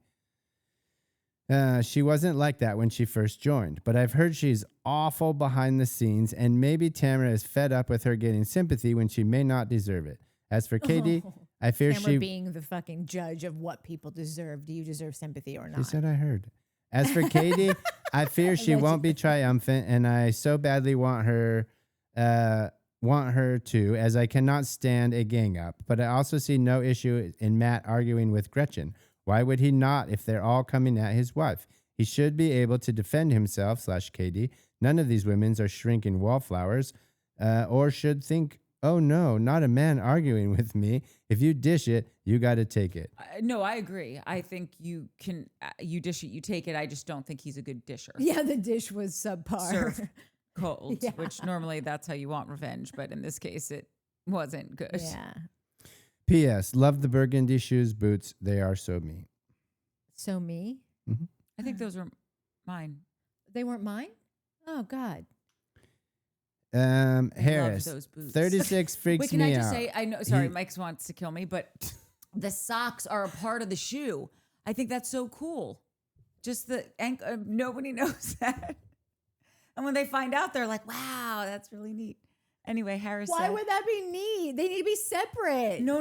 It's just the part on the ankle. It's not actually in the boot. Oh. It's just up here. And because I always, these are normal length pants, Natalie. This is why I can't date someone under 6 feet tall. I know, but you need built-in socks for your shoes? Yeah. No, you don't. I do, because they keep my legs so warm. Socks do. I know, I wear socks in the boot. And then that is just fabric. It's great. I love them. I love Are you guys trying to get as many people to unsubscribe on this show as they do Salt Lake City? Jeanette Allen If they're also still loves here, Fuck, they man. are hardcores. There's no one's here. No one's here anymore. Keep Sorry, going. Harris. I'm reading this just for me. 36 freaks me the fuck out. He needs a glam squad of his own and a spot on the couch. He wants to be a housewife more than his actual housewife. That's funny. I only want to do Beverly Hills because I want to do a show with Harris. And I understand you can't talk shit, but what if we just keep it light and tight? Light and right. light, tight, and right. Yeah. All right. I just have a couple more shout outs. I'm not going to read out. Jeanette. I'm sorry. Jeanette lost her friend this week. Oh. And that's a big fat bummer. So we're sending you a big fat hug and hoping that you're okay. Yeah. And then I don't know if this is your real name. And if it's not, then lie to me. Henner Mint. I read one from Hennerman. Henner Mint. Is that a real name? That's an amazing name if it is. I fucking love it. I don't know why. I obsessed about that name for a long time. If it's real. What's your name? Henner. Last name? Mint. Love it. And then Miss Sugar Shay. She's back. Where the fuck have you been? She's been busy. But it's MRSHUGA. So is She was it, in a hurry. but is it Mrs. Sugar Shay or Mr. Sugar Shay? Or Well, is it it would be Mrs. Huggashay? Mr. Or Mrs. Sorry, Sugar you know Shay what I mean. or Yeah, I'm Mrs. dyslexic. Hugger Shay. We've had this conversation already. It doesn't matter. Welcome back to the Yeah, party. no, we're so happy. I just No, always, I've done that too. And I seriously, because I feel like it's spelled different on Instagram than it is on YouTube. And so I just think that she was probably having a glass of wine and was flying through it. Yeah, because I wanted to read that and then I was like, crap, I don't remember how to pronounce the handle name and I don't want to screw it up. That's all. I wonder if she's at BravoCon. That's right. She was going to go. You said that. Yeah. That's all I got. Shannon Fall. At this point, the bloggers need an orange and a snowflake, like a faceless chalk outline. Pat says, if Coco makes a video of Tamra, please, please, please play it without sound. Love your entire family. Yeah, that is a key note, without sound. I would love that. Coco, people are asking, like now the people are, it's not just me. Now the people are No, joining Coco's the busy. effort. She posted a big thing today. The way she gets these clips, I mean, I'm sure it's her newsy background, but like the way she pulls all the clips from like forever, I can't. What did the one she did today? I didn't see it. Fuck. When I It's know I have like escaping me, 300 but, like, reels waiting for me to watch from people, I can't open it because it's too matcha. It becomes a whole anxiety, which is so stupid because I have so much anxiety. But like it really weighs on me. That's like homework now. Like this is supposed to be fun. We were having fun. Okay. Oh, it was the dude that ran up on Ariana Grande. That dude does that shit all the time. I don't know. I didn't hear They the were story. at the Wicked premiere in London or something, and a dude like ran up and like did the little hug pose thing. It's kind of creepy, but he fucking does it all the time. He's doing it all over the place. It's just running up on celebrities at concerts and like getting the hug and stuff. He did the Weekend. Seems kind of violating. Do you remember the Katy Perry one where she's at the thing and the guy runs up and hugs her and she just grabs her mic and looks at him and gives him like the most disgusting fucking bitchy face and then does one of these and walks away. And it's like, cool, I get it. You're working. Don't fuck crazies. Like, I get it. But you don't got to be a fucking dick about it, right? Like, there's ways to get away from a crazy. Like The Weeknd. The Weeknd did a great job. He was like, whoa, bro, like, get a little, like, insecure. But, like, the clip went viral of Katy Perry just kind of being such a fucking bitch about it. And that it was that guy. That's the same guy. Anyways, well done, Coco. Just two honorable mentions from Spotify. Claire Stewart says, I found y'all on YouTube and moved to Spotify to help boost the algorithm. I don't know if that counts here, but I still watch on YouTube too. I often replay here because I get distracted. ADD queen. Mike, Jax, only on VPR, was funny and lighthearted sometimes, but Tamra, respect her as an OG, yet using other struggles as her crutch makes it hard to give her grace. Maybe I'm unsympathetic, but I just don't think that she should have been brought back. I think that they should have done a cast shakeup, which I know is a very unpopular opinion, but I've already said this on YouTube. Now that we've met Jake, I would love to see him and Courtney kiki it up over Roni and Natalie, of course, if she's down. We will fucking key the shit out of any franchise, Jakey and I, because we have institutional knowledge. Yeah. Yes, let's check in with the Laguna Beach cast. I mean, it was scripted, but there's got to be something there. They had multiple cast members with different leads over the years, so one of them has to have something. They do. I just don't think any of them want to be in front of the camera anymore. Yeah, probably. And then I know who MR has told me who they are before, because everyone has different names on different platforms. Like I know that MR is associated with a name that I think we know on YouTube, but I can't remember what it is. But anyway, MR says, I'm over here repping with Spotify. Welcome. That's pretty adorbs. I know. I'm over here repping for Spotify. Welcome. I love that. Okay. You guys can't believe what time it is. Bienvenido a Spotify. Closing it out with Truth for Peace for Freedom.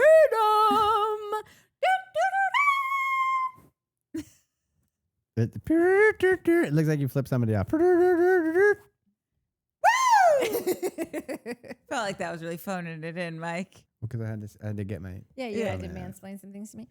Did you watch What Happens Live with Gina and Chriselle? Trisha Paytas was the bartender. You can tell Andy really likes her and threw her two extremely softball questions, which she dropped both. Firstly, saying Anna who is probably the last question you want to ask if you want to get invited to the Met Gala. Secondly, Andy is throwing it out to the universe that Trisha could be an OC housewife. She didn't catch that. She said she lives closer to Beverly Hills. I think she did catch that and wanted to make sure he knew that the commute, her mileage reimbursement would be a lot less if you just let her go to the Bird Street. Wait, someone asked who Anna Wintour was? Yeah. I believe it's Anna Wintour. Okay. By the way, it totally might not be. I just was busting balls. I think it is. I'm sure her nerves caused her brain to malfunction. Anyway, it's wild to see her becoming so mainstream. She is someone who struggles mentally. No judgment there, but the problem I have with her is her relationship to the truth. I love a person who is an open book, but if I'm going to be spending countless hours watching your journey, I don't want to be lied to. I've been watching her off and on for over a decade, and she definitely brings the crazy, which is a requirement of a housewife.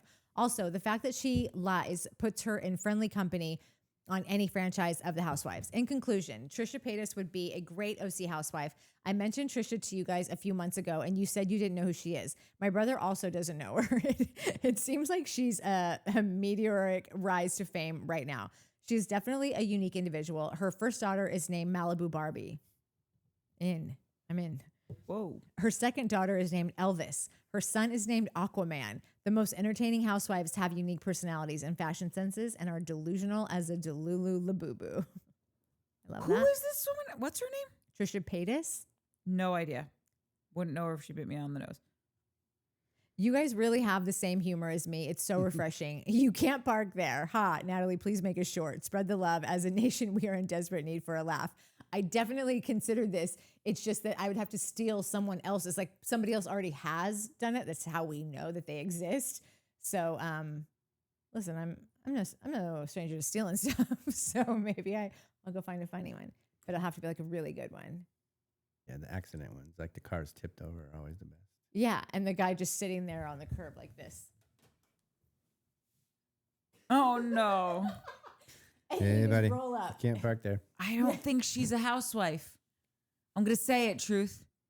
No, I don't think she is. I don't think that's what she was saying. No, she's saying she should. No, she's saying she should be, and I don't. She's not giving. She's giving more like No, this is what the new ones are going to look like. VH1 something. This is the new generation. Rock of Love. Like at a certain point, these grannies are going to need walkers, you know? So like we're going to have to. No, but she's the same age as some of the girls on there. She's 37? Yeah, and Bronwyn was like in her late 30s when she started. Right. I'm just saying like the older ones are going to like, they need to be replaced. Tamra needs to 100%. be replaced. And I would rather like, listen, I love Shannon. I want her to stay forever, but I'm not looking for new Shannons. But who is she? She's a viral YouTube content creator, and she does controversial stunts. Well, we've lost Mike because we've done a deep dive for the last 15 minutes of who Trisha Paytas is. And Mike couldn't hold his bladder It anymore. couldn't. And by the way, I can barely hold mine. We've got a full day of work tomorrow. We love everybody. Like, subscribe, hype. Yeah. Grab that dough. Yeah. And if you know anyone who wants to pay people to do what we do, let them know. Send it to everyone. We're not even that expensive. Okay, Like okay. not in the Just beginning. let's, Not in the beginning. Yeah. We would be willing to be paid in meteor wine or cash money. Love ya. Love you. Bye.